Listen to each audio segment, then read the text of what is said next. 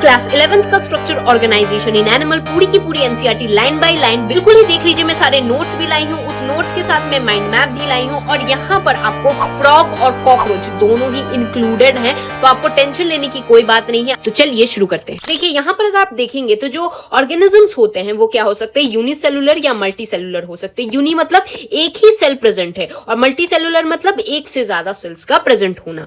यहाँ पर जो यूनिसेलुलर ऑर्गेनिज्म होते हैं ये अपने सारे फंक्शंस जैसे डाइजेशन, रेस्पिरेशन यानी सांस लेना, रिप्रोडक्शन जो होते हैं वो सब एक ही सेल से करेंगे। क्यों भाई, एक सेल का वो बना ही हुआ है, तो जो भी चीजें होंगी वो एक ही सेल से होंगी। लेकिन मल्टी सेलुलर के लिए जो बॉडी होता है वो कॉम्प्लेक्स होता है, जहां पर सेम बेसिक फंक्शन जो होती है वो कैरिड आउट होती है डिफरेंट ग्रुप्स ऑफ सेल्स के द्वारा एक ऑर्गेनाइज्ड मैनर में। तो यहाँ जो बॉडी ऑफ सिंपल ऑर्गेनिज्म हो गया, जैसे कि हाइड्रा बिल्कुल सिंपल है तो उसके पास different types of cell present होती है और number of cell in each type can be 1000 यानी बहुत ही थाउजेंड्स नंबर्स में पाई जाती है। जैसे ह्यूमन बॉडी का ही आप देखेंगे तो यहाँ पर बिलियंस ऑफ वेरियस फंक्शंस यहाँ सेल परफॉर्म करते हैं। तो यहाँ तो हमने जाना सेल के बारे में कि एक हो गया यूनिसेलुलर, एक हो गया मल्टी सेलुलर। लेकिन जो आपको मैंने बताया कि यूनिसेलुलर क्या हो गया, सिंगल सेल, मल्टी सेलुलर क्या हो गया, मोर देन वन सेल। तो इन मल्टी सेलुलर के जो डिफरेंट सेल्स होते हैं वो जब कंबाइन करते हैं तो क्या बनाते हैं, तो मल्टी सेलुलर एनिमल्स में जो ग्रुप ऑफ सिमिलर सेल्स जो होते हैं यानी एक ही तरह के सेल्स जब कंबाइन आप एक जगह लेंगे और साथ में उसके इंटरसेलुलर जो स्पेस होता है यानी जो बीच की जो इंटरसेलुलर जगह भी है उसके अंदर जो सब्सटेंस पाया जा रहा है उन दोनों को मिलाएंगे। यानी एक तो ग्रुप ऑफ सेल मिलाएंगे और उन ग्रुप ऑफ सेल के बीच में कुछ सब्सटेंस जो पाए जाएंगे उनको भी देखेंगे। तो वे क्या करते हैं, एक स्पेसिफिक फंक्शन को परफॉर्म करते हैं मिलके और इसी चीज को इन टोटल इन ग्रुप में हम टिश्यू बोलते हैं। तो यही यहां पर भी मेंशन्ड है। अब देखिए टिश्यूज जो होते हैं ना बेसिकली 4 बेसिक्स टाइप के होते हैं, लेकिन ये शुरू करने से पहले आपकी एनसीईआरटी और कुछ चीजें देती है वो मैं बताना चाहती हूँ।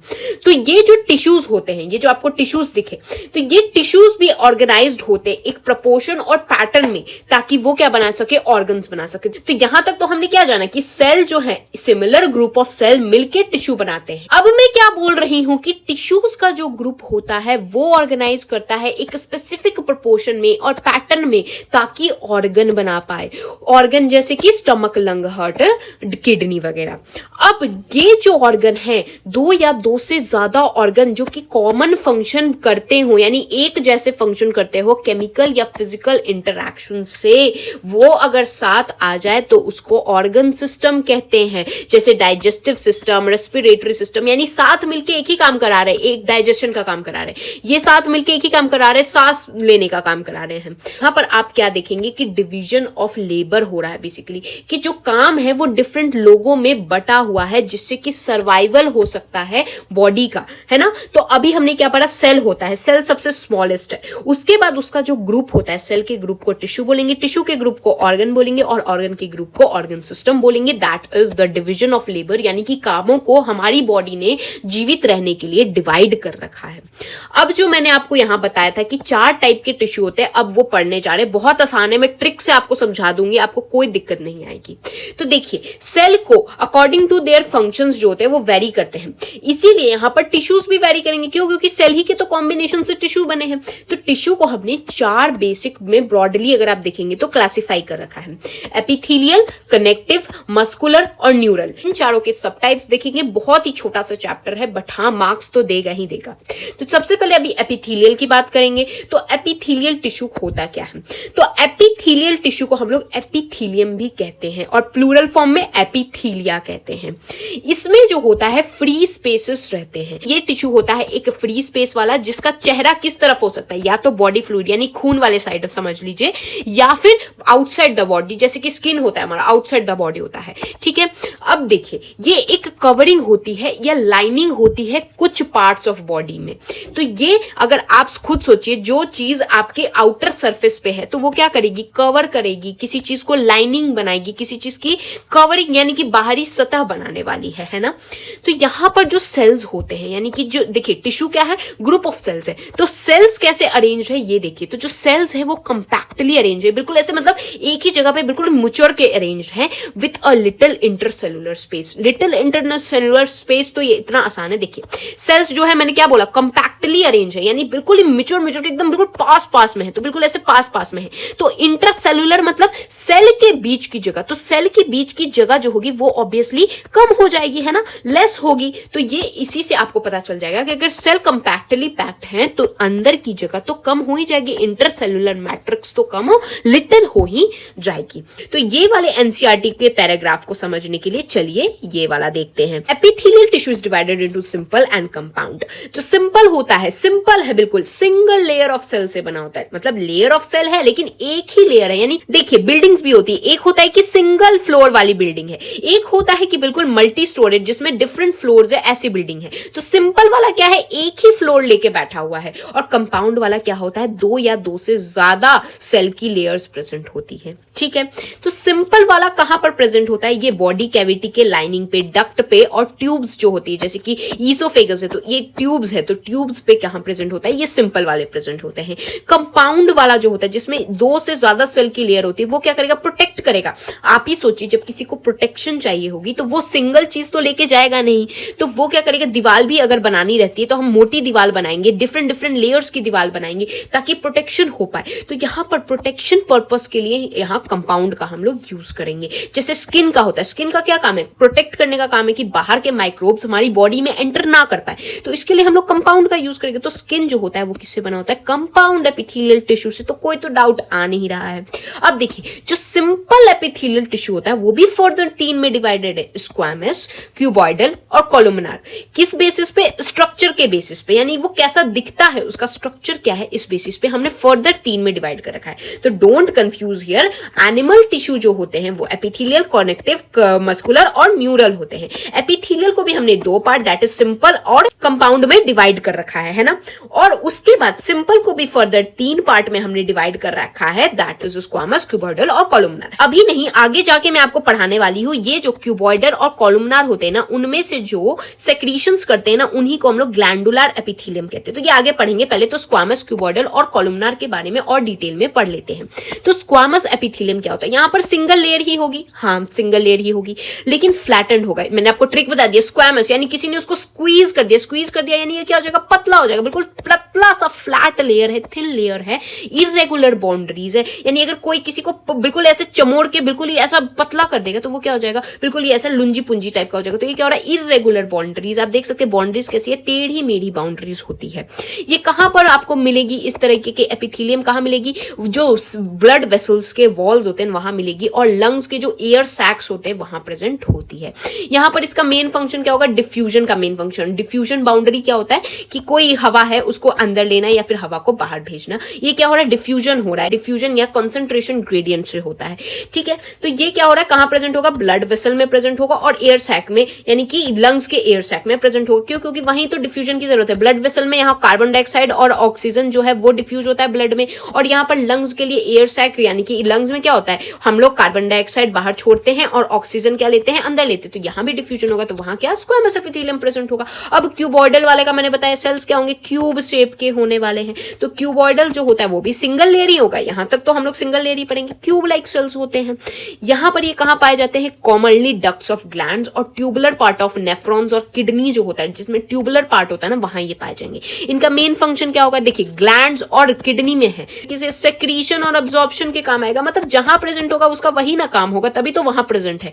और यहां पर आप देखेंगे कि epithelium of proximal convoluted tubule, यानी जो पीसीटी होता है, किडनी में होता है बेसिकली, कहा नेफ्रॉन किडनी में, उनके पास एक माइक्रोविलाई भी प्रेजेंट होता है। माइक्रोविलाई मैंने आपको किडनी वाला एक्सक्रीशन चैप्टर पढ़ा रखा है, if you have not watched, मैं यहाँ आई बटन पे आपको लिंक दे रही हूँ, आप देख सकते हैं। तो वहां पर क्या होता है, माइक्रोविलाई भी यहाँ पर क्यूबॉइडल एपिथेलियम में प्रेजेंट होता है। आते हैं third part, that is columnar epithelium. तो कोलुमिनार एपिथेलियम जो होगा वो भी सिंगल लेयर है, है, लेकिन इनके पास टॉल सेल्स है, देखिए लंबे लंबे सेल्स है, सिलेंडर लाइक सेल्स है। इनका न्यूक्लियस कहाँ लोकेटेड होगा, जब इतने लंबे लंबे है तो इनका न्यूक्लियस बेस यानी नीचे के साइड बेसिकली रहता है। इनके फ्री सरफेस पे कभी कभी माइक्रोविलाइज भी प्रेजेंट रहते हैं। माइक्रोविलाई क्या होंगे, एक ऐसे फिंगर लाइक प्रोजेक्शंस होते हैं, ठीक है, तो कभी कभी इनके सरफेस पे माइक्रोविलाई प्रेजेंट हो सकते हैं। ये कहाँ आपको मिलेंगे, लाइनिंग ऑफ स्टमक हो गया, इंटेस्टाइन हो गया, उनकी लाइनिंग पे मिलेंगे। तो स्टमक इंटेस्टाइन का क्या काम होगा, तो इसका क्या काम हो सका, सिक्रीशन और अब्जॉर्प्शन का काम होगा। अब देखिए अगर कॉलुमिनार और क्यूबॉइडल सेल, यानी कि ये देखिए कॉलुमिनार एपिथेलियम किससे बन रहा है, कॉलुमिनार सेल से बन रहा है, और क्यूबॉइडल किससे बन रहा है, क्यूबॉइडल सेल से बन रहा है ना।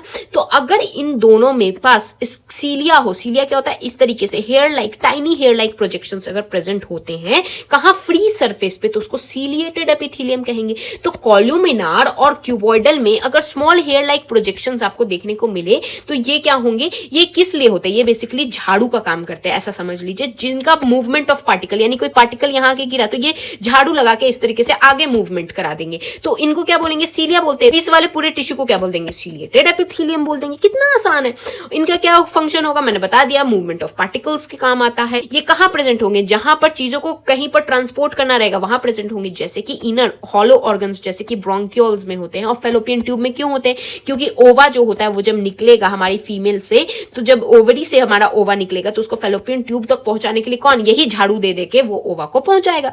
कॉलुमिनार और क्यूबॉइडल में एक तो आपने पढ़ लिया क्या, सीलिएटेड हो सकता है, एक उन्हीं में से एक मॉडिफिकेशन करके ग्लैंडुलर एपिथेलियम बनता है, जिसमें अगर वो सेक्रीशन करते हैं तो उनको ग्लैंडुलर, ग्लैंड किस लिए यूज होता है, ग्लैंड यूज होता है सेक्रीट करने के लिए, कोई चीज सेक्रीट करते हैं तो उनको ग्लैंडुलर एपिथेलियम कहते हैं। तो कॉलुमिनार और जो क्यूबॉइडल वाले होते हैं वही वेरिएशंस दिखाते हैं, या तो सीलिया प्रेजेंट होगा तो उसको सीलिएटेड एपिथेलियम बोल देते हैं, या अगर वो सेक्रीशन करते हैं तो उनको ग्लैंडुलर एपिथेलियम कह देते हैं। ये भी दो तरीके के होते हैं, जैसे यूनिसेलुलर जो होते हैं उनके पास क्या प्रेजेंट होता है, आइसोलेटेड ग्लैंडुलर सेल, जैसे कि ग्लोबुलेट सेल ऑफ एलिमेंट्री कैनाल में प्रेजेंट होते हैं, ठीक है। और मल्टी सेलुलर के लिए अगर आप देखेंगे तो क्लस्टर्स ऑफ सेल प्रेजेंट होते हैं, कहां, सैलिवरी ग्लैंड में प्रेजेंट होते हैं। यहाँ मोड ऑफ पाउरिंग, यानी कि किस तरीके से सेक्रीट कर रहा है, सेक्रीट कर रहा है कोई चीज, जैसे मान लीजिए अगर पानी ही सेक्रीट कर रहा है, तो पानी सेक्रीट कर रहा है तो उसको कहीं पर किसी को देना होगा ना, तो उस देने का भी दो तरीका होता है, एक तो होता है एक्सोक्राइन तरीका, एक होता है एंडोक्राइन तरीका। तो ऐसा समझ लीजिए कि एक्सोक्राइन तरीका क्या है कि ये जो सेक्रीट करेगा, जैसे म्यूकस हो गया, सलाइवा यानी आपका जो थूक है, ईयर वैक्स हो गया यानी जो कान का गंदगी होती है, ऑयल हो गया, मिल्क हो गया, डाइजेस्टिव एंजाइम्स हो गया, ये सारे क्या होते हैं, ये एक्सोक्राइन सिस्टम से निकलते हैं, यानी कि ये डक्ट्स या ट्यूब्स के फॉर्म में निकलते हैं, यानी बिल्कुल एक पाइप होती है, पाइप से आती है चीजें और सेक्रीट जिस पॉइंट पे होना है वहां होती है। और एंडोक्राइन क्या होगा, ये अपने मन का करता है, यानी इनके पास कोई डक्ट नहीं होता, यानी ये कोई पाइप लेके नहीं बैठे होते हैं, ये क्या करते हैं, जैसे हार्मोन्स का होता है, यहाँ पर हार्मोन्स जो होते हैं वो एंडोक्राइनली होते हैं सेक्रीट, जहां पर क्या करते हैं, जाके सीधा नहा देते। तो एक तो हो गया कि आपने पानी को जैसे है तो उसको क्या पाइप से भेजा, एक क्या हो गया जाके सीधा उछल दिया इंसान पे। तो ये होता है बेसिकली, दो तरीके होते हैं सेक्रीशन करने के, ठीक है। यहां पर आपकी एनसीईआरटी में डायग्राम गिवन है जहां पर ग्लैंडुलर एपिथेलियम यहां पर दिया है यूनिसेलुलर और मल्टी सेलुलर। यूनिसेलुलर में क्या है, एक ही सेल प्रेजेंट होगा, मल्टी सेलुलर में डिफरेंट सेल्स प्रेजेंट है। हमने कंप्लीट कर लिया है हमारा एपिथेलियल का ही सिंपल वाला पार्ट। अब कंपाउंड वाले पे चलेंगे। कंपाउंड वाला बिल्कुल छोटू सा है। तो कंपाउंड में आप देख सकते हैं मल्टी लेयर है, यानी डिफरेंट लेयर है। अभी तक हम जो पढ़ रहे थे ये लंबाई हो गया था, लेकिन सिंगल सेल का ही तो बना हुआ था, एक ही लेयर का बना हुआ था, है ना। लेकिन यहां पर आप देखिए यहां पर मल्टी लेयर चीजें प्रेजेंट होते हैं, इसीलिए इनका जो होता है, इनका सेक्रीशन और एब्जॉर्प्शन के लिए यहां पर लिमिटेड रोल ही होता है कि ये सेक्रीट करेंगे चीजों को या फिर एब्जॉर्ब करेंगे। इनका मेन फंक्शन क्या होता है, प्रोटेक्शन के लिए। किससे, केमिकल या मैकेनिकल स्ट्रेस से। ये क्या करते हैं, कवर करते हैं ड्राई सरफेस ऑफ स्किन हो गया, moist surface of buccal cavity, यानी आपके मुंह का जो मॉइस्ट सरफेस होता है वहां क्या होता है, कंपाउंड एपिथेलियम प्रेजेंट होता है। फेरिंग्स हो गया, यानी आपके गले वाले रीजन को बेसिकली ये कह रहा है, अंदर के साइड पे। और inner lining of ducts of salivary gland हो गया, पैनक्रियाटिक डक्ट्स हो गया। तो ये इसका मेन लिमिटेड रोल ही होता है सेक्रीशन और ऑब्जॉर्प्शन के लिए ही। तो ये हो गया कंपाउंड एपिथेलियम के बारे में हमने जान लिया। अब जो सेल होते हैं एपिथेलियम के, वो एक दूसरे से जुड़े होंगे तो इनके बीच में कुछ इंट्रासेलुलर मटेरियल होता है। तो देखिए एक सेल है, ये दूसरा सेल है, ये तीसरा सेल है, ये चौथा सेल है, ये क्या हो रहा है, आपस में जुड़े हुए हैं। लेकिन अगर आप ध्यान देंगे तो इनके ये वाले बीच में मटेरियल, इन वाले बीच में ये कुछ तो प्रेजेंट होगा, ये बीच में कुछ तो प्रेजेंट होगा, तो उस मटेरियल को इंटरसेलुलर यानी सेल के बीच में प्रेजेंट है कोई मटेरियल। अगर आप देखेंगे तो मोस्टली सारे एनिमल टिश्यू में स्पेशलाइज्ड जंक्शंस होते हैं जो कि स्ट्रक्चरल और फंक्शनल लिंक बनाते हैं इंडिविजुअल सेल्स के अंदर। यानी दो सेल्स हैं तो उनके बीच में कोई एक पॉइंट होगा जो उनको मिलाएगा, जो कि एक स्ट्रक्चरल और फंक्शनल लिंक बनेगा। वो क्या होते हैं? एक स्पेशलाइज्ड जंक्शंस देते हैं। तो क्या है? 3 तरीके के सेल जंक्शन, एक है टाइट जंक्शन, एक है एडेरिंग जंक्शन, एक है गैप जंक्शन। बिल्कुल ही आसान है, मैं ट्रिक बताने वाली हूं तो सुन लीजिए। ये वाला पॉइंट का आप टेंशन मत लीजिए, यही वाले पॉइंट को मैंने यहां पर लिख रखा है, ठीक है। तो सेल जंक्शंस यानी सेल को अगर आपको मिलाना है तो 3 तरीके। ये तो टाइट जंक्शन, जहां पर आपको लीकेज नहीं चाहिए वहां टाइट जंक्शन लगा दीजिए। अडहेरिंग जंक्शन, जहां पर नॉर्मल आपने सीमेंटिंग कर दी, यानी कि बिल्कुल नॉर्मल आपने ग्लू लगा के चिपका दिया।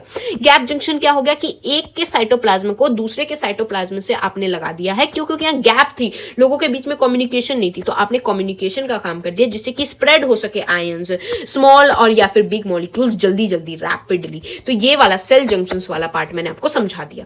अब एट दिस पॉइंट मैंने आपको क्या समझा दिया है, ये पूरा आपको क्लियर कर दिया। एपिथेलियम आपका खत्म हो गया, बिल्कुल अब आपको कोई डाउट नहीं बच रहा है। अब हम बात करने वाले कनेक्टिव, और इसके बाद तो चीजें इतनी आसान है। कनेक्टिव टिश्यू, नाम ही कह रहा है कनेक्ट करेगा यानी जोड़ेगा।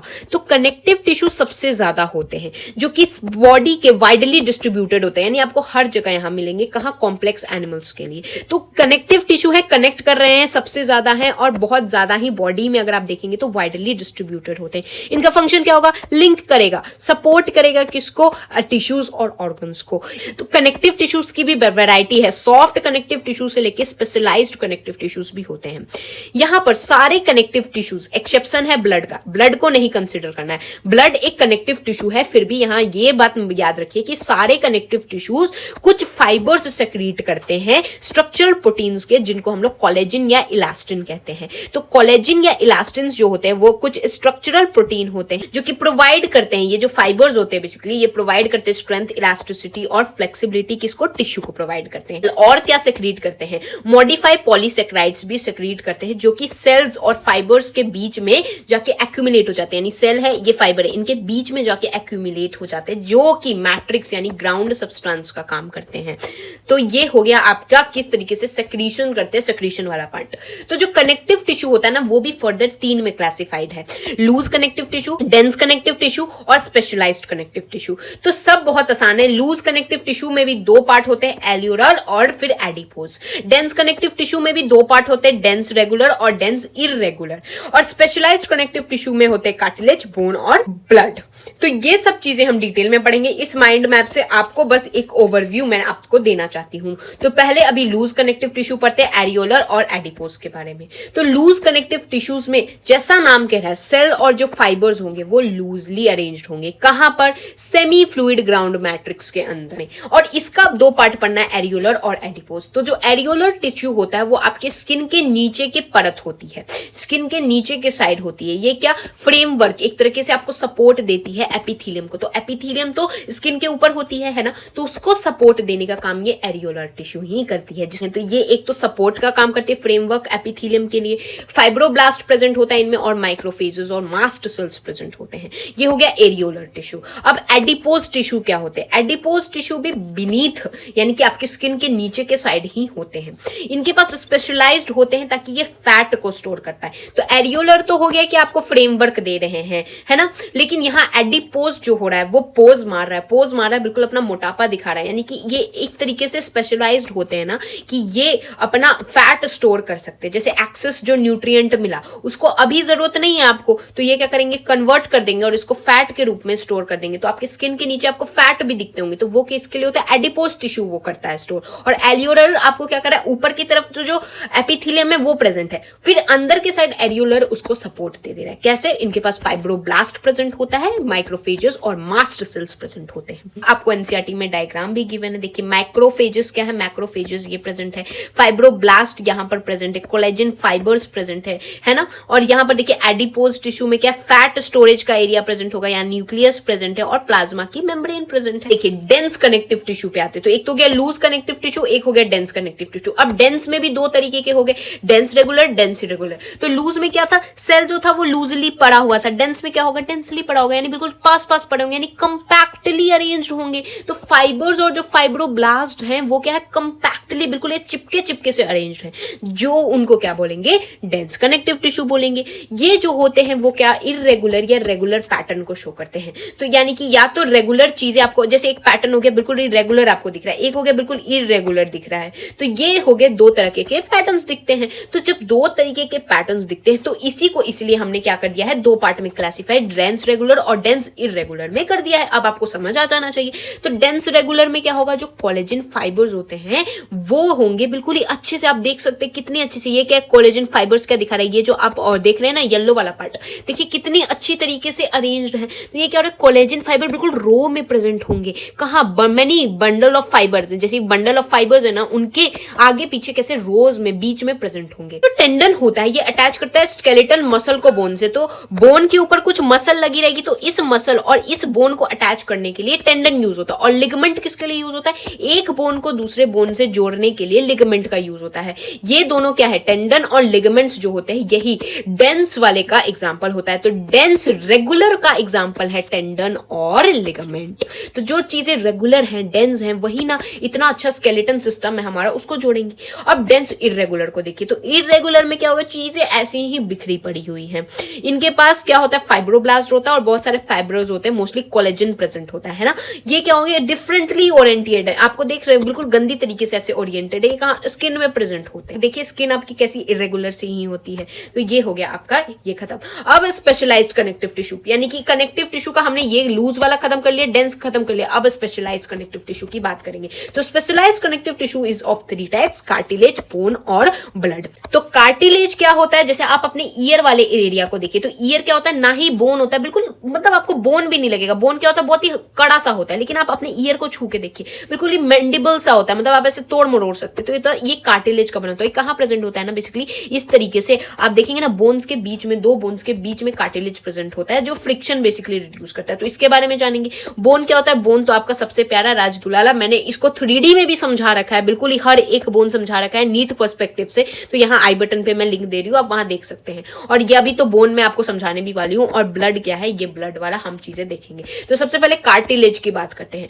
तो कार्टिलेज क्या है, सॉलिड है, पीलिएबल है और रेसिस्ट कर सकते हैं कंप्रेशन को। तो देखिए क्या होता है, सॉलिड है ना, लिक्विड तो है नहीं आपका कान, सॉलिड है, पीलिएबल है, यानी कि आप कैसे भी तोड़ मड़ोड़ सकते हैं इसको। आप अपने कान को देखिए ऐसे ऐसे घुमा फिरा के देखिए, हो सकता है। और आप कितना भी उसको दबा लीजिए, कंप्रेशन कर लीजिए, वो क्या होगा, आपको रेसिस्ट करेगा। तो कार्टिलेज क्या है, सॉलिड है, पीलिएबल है और कंप्रेशन को रेसिस्ट कर सकता है। जो सेल होते हैं कॉन्ड्रोसाइट जो होते हैं, उनकी वो एंक्लोज होते हैं small cavity with in the matrix secreted bye them, यानी कि जो मैट्रिक्स वो सेक्रीट करते हैं ना, उसी के अंदर एक स्मॉल कैविटी में वो लोग क्या होते हैं, देखिए जैसे कॉन्ड्रोसाइट जो है, कॉन्ड्रोसाइट दैट इज कार्टिलेजस सेल है, वो क्या है, एक तरीके से एनक्लोज्ड है। और यहाँ देखिए मोस्ट कार्टिलेजेस आप अगर वर्टिब्रेट्स में देखेंगे तो एम्ब्रियोज में रिप्लेस हो जाते हैं बोन्स इन अडल्ट, यानी कि बचपन में जो कार्टिलेजेस, यानी एम्ब्रियो स्टेज में जो कार्टिलेजेस हो जाते हैं, वो जब वो अडल्ट स्टेज में आते हैं तो वो बोन्स बन जाते हैं। आप वर्टिब्रेट्स में देखेंगे तो कार्टिलेज कहाँ प्रेजेंट होता है, आप अपनी नोज पे देखिए, नोज क्या होता है, बिल्कुल ऐसा पीलिएबल टाइप का होता है। तो आप तोड़ मड़ोड़ के देखिए, नोज मुड़ सकता है, तो वो कहते हैं टिप ऑफ नोज।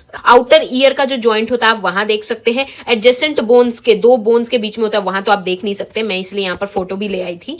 और कहां पर, वर्टिब्रल कॉलम जो होते हैं ना, उनके एडजेसेंट बोन्स के बीच में होते हैं। लिम्स और हैंड्स जो अडल्ट्स में होते हैं उनके बीच में होते हैं। तो ये हो गया आपका कार्टिलेज के बारे में। अब बोन्स क्या होता है, बोन्स हार्ड होता है, हाँ ऑब्वियसली बोन्स क्या होता है भाई, बहुत हार्ड होता है, नॉन पीलिएबल होता है, आप उसको तोड़ मरोड़ सकते हैं, क्या तोड़ेंगे तो भाई टूट ही जाएगा, तो तोड़ने की कोशिश मत करें। और ये किससे बना होता है, कैल्शियम सॉल्ट और कोलेजन फाइबर से बनता है, जो इनको स्ट्रेंथ देता है। तो कैसे स्ट्रॉन्ग है, भीम की शक्ति कैसे स्ट्रॉन्ग है इसकी, तो ये है कैल्शियम सॉल्ट और कोलेजन फाइबर के कारण। ये स्ट्रक्चरल फ्रेमवर्क बॉडी को देता है, आपकी बॉडी के अंदर बोन्स प्रेजेंट है तभी तो आप ऐसे सीधा बैठ पा रहे हैं, नहीं तो इस तरीके से आप सांप की तरह से मुड़ते तुड़ते रहते हैं। और क्या, बोन्स जो होती है वो सपोर्ट देती है, प्रोटेक्ट करती है किसको, टिश्यूज, जो सॉफ्ट टिश्यूज होते हैं, ऑर्गन्स होते हैं, उनको बोन्स प्रोटेक्ट करने का ही काम करती हैं। जो बोन्स के सेल प्रेजेंट होते हैं दैट इज ऑस्टियोसाइट, ऑस्टियोसाइट्स जो प्रेजेंट होते हैं कहां पर, लैक्यूने जो स्पेस है उसमें प्रेजेंट होते हैं। लिम्ब बोन्स यानी जो हाथ पैर के बोन्स हो गए, long bones of the legs वगैरह हो गए। लिम्ब बोन्स का क्या मतलब होता है, हाथ के, और जो पैर के लेग्स होते हैं वो बहुत ज्यादा वेट वाले होते हैं। तो देखिए जैसे थाई का लेग्स आप देखेंगे, वहां का जो बोन होता है वो बहुत ही वेट होता है, जिसका बहुत सारा वेट बियरिंग फंक्शन होता है, ठीक है। ये इंटरैक्ट करते स्केलेटल मसल्स से, जिससे मूवमेंट होता है। यानी मूवमेंट कैसे होता है, ये बोन्स और मसल्स आपस में इंटरेक्ट करते होंगे तभी तो मूवमेंट होता है। और बोन मैरो जो कुछ बोन्स में होता है, तो बोन्स में कुछ बोन्स में क्या होता है ना, जैसे बोन है, ठीक है, तो बोन जो होता है उसके बीच में एक पतली सी बोन मैरो होती है। जो बोन मैरो कुछ बोन्स में ये प्रोडक्शन ऑफ ब्लड सेल होता है। ब्लड में क्या होता है, ब्लड एक फ्लूइड कनेक्टिव टिश्यू है, यानी कनेक्ट तो करता है लेकिन लिक्विड है, यानी फ्लूइड है, जिसमें प्लाज्मा हो, आरबीसी यानी रेड ब्लड सेल, डब्ल्यूबीसी यानी व्हाइट ब्लड सेल, प्लेटलेट्स हो जाते हैं। ये सब चीजें मैंने आपको बॉडी फ्लूइड एंड सर्कुलेशन में अच्छे से पढ़ा रखा है, तो यहाँ आई बटन में मैं आपको लिंक दे रही हूँ, ठीक है। और ये किसके लिए ट्रांसपोर्ट कराता है, वेरियस सब्सटेंसेस को, जो कि अभी हम कहाँ पढ़ने वाले 17th और 18th चैप्टर में जो मैंने पढ़ा रखा है। तो यहाँ तक हमारा कनेक्टिव टिश्यू भी खत्म हो गया है। तो अब कनेक्टिव टिश्यू खत्म होने के बाद अब हम शुरू करने वाले हैं मस्कुलर टिश्यू की। तो हमने एपिथेलियम पढ़ लिया, कनेक्टिव पढ़ लिया, अब मस्कुलर की बात करेंगे। तो मस्कुलर क्या होता है, मसल्स हैं। मसल्स जो है वो क्या होते हैं, long cylinder fibres parallelly arrange होते हैं। क्या होते हैं, इस तरीके से पैरेलली अरेंज सिलेंडर फाइबर्स होते हैं बेसिकली। ये चैप्टर भी क्या है, लोकोमोशन एंड मूवमेंट में हम डिटेल में पढ़ते हैं। तो ये क्या होते हैं, लॉन्ग सिलेंडर फाइबर्स होते हैं, जिनके अंदर मायोफिब्रिल्स प्रेजेंट होते हैं। तो कोऑर्डिनेटेड वे में क्या करते हैं, जब कॉन्ट्रैक्ट करना रहता है तो कॉन्ट्रैक्ट यानी छोटे हो जाते हैं, और जब बड़ा होने लगता है तो लेंथन हो जाते हैं, यानी रिलैक्स्ड स्टेट में बड़े हो जाते हैं। तो मायोसिन और एक्टिन का बेसिकली कॉन्ट्रैक्शन और रिलैक्सेशन होता है, एक कोऑर्डिनेटेड फैशन में होता है। यहाँ वो एक्टिव रोल करते हैं मूवमेंट ऑफ बॉडी के लिए। बॉडी की मूवमेंट में मसल्स का ही तो काम आता है। मस्कुलर टिश्यू है वो तीन तरीके, एक है तो स्केलेटल, स्मूथ और कार्डियक। चलिए एक एक करके जानते हैं। तो जो स्केलेटल मसल होता है ये closely attach to skeletal bone होगा। स्केलेटन से क्लोजली अटैच है, उनको स्केलेटल मसल कहते हैं। ये क्या स्ट्रिप्ड अपीयरेंस देते हैं, यानी कि एक तरीके से ऐसा समझिए, आपने जेब्रा देखा है, जेब्रा कैसे काला गोरा, तो वो क्या स्ट्रिप्ड अपीयरेंस है। तो स्ट्रिप्ड अपीयरेंस देते हैं, यानी स्ट्रेटिएटेड अपीयरेंस देते हैं। बाइसेप्स होते हैं और बंडल्स में होते हैं। आप देखिए इस तरीके से बंडल्स में प्रेजेंट है ना। और ये एक पैरेलल फैशन में, यानी एक दूसरे के ऐसे सामने सामने ऐसे पैरेलल फैशन में अरेंज होते हैं। Several bundles of muscle fibre होता है, इनके ऊपर एक sheet of tough connective tissue इनको ऊपर से ऐसे कवर करके रखती है, जो कि चैप्टर 20 में और डिटेल में हमें पढ़ना है। ओके, फिर आता है स्मूथ मसल। स्मूथ क्या है, चीजें स्मूथ होगी। स्मूथ हो रहा है यानी स्ट्रेटिएशन तो ये नहीं दिखाएगा। देखिए यहाँ पर देखिए स्ट्रेटिएटेड दिखा रहा था, स्ट्रिप्ड अपीयरेंस दिखा रहा था, यानी काला गोरा दिखा रहा था।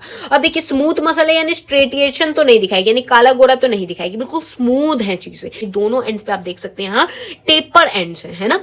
और सेल जंक्शन जो होते हैं उनको होल्ड करते हैं एक दूसरे। जो सेल जंक्शन क्या होता है, चीज से दूसरी चीज को कनेक्ट करने वाली जगह को जंक्शन कहते हैं। तो ये जंक्शन जो होते हैं वो होल्ड करते हैं उनको साथ में, और इनको ये बंडल्ड होते together in the connective tissue sheath के रूप में। वॉल ऑफ इंटरनल ऑर्गन जैसे ब्लड वेसल हो गया, स्टमक हो गया, इंटेस्टाइन हो गया, इनके पास ये वाले मसल्स होते हैं।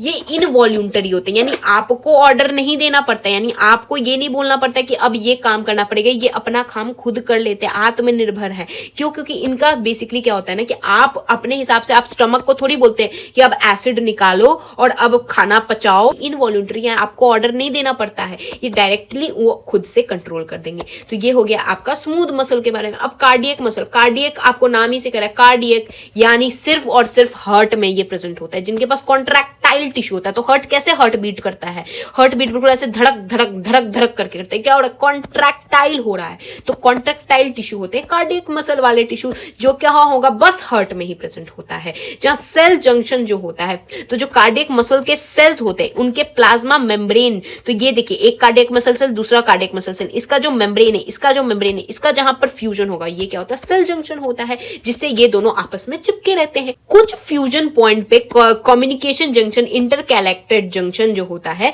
वो अलाउ करता है सेल टू कॉन्टैक्ट।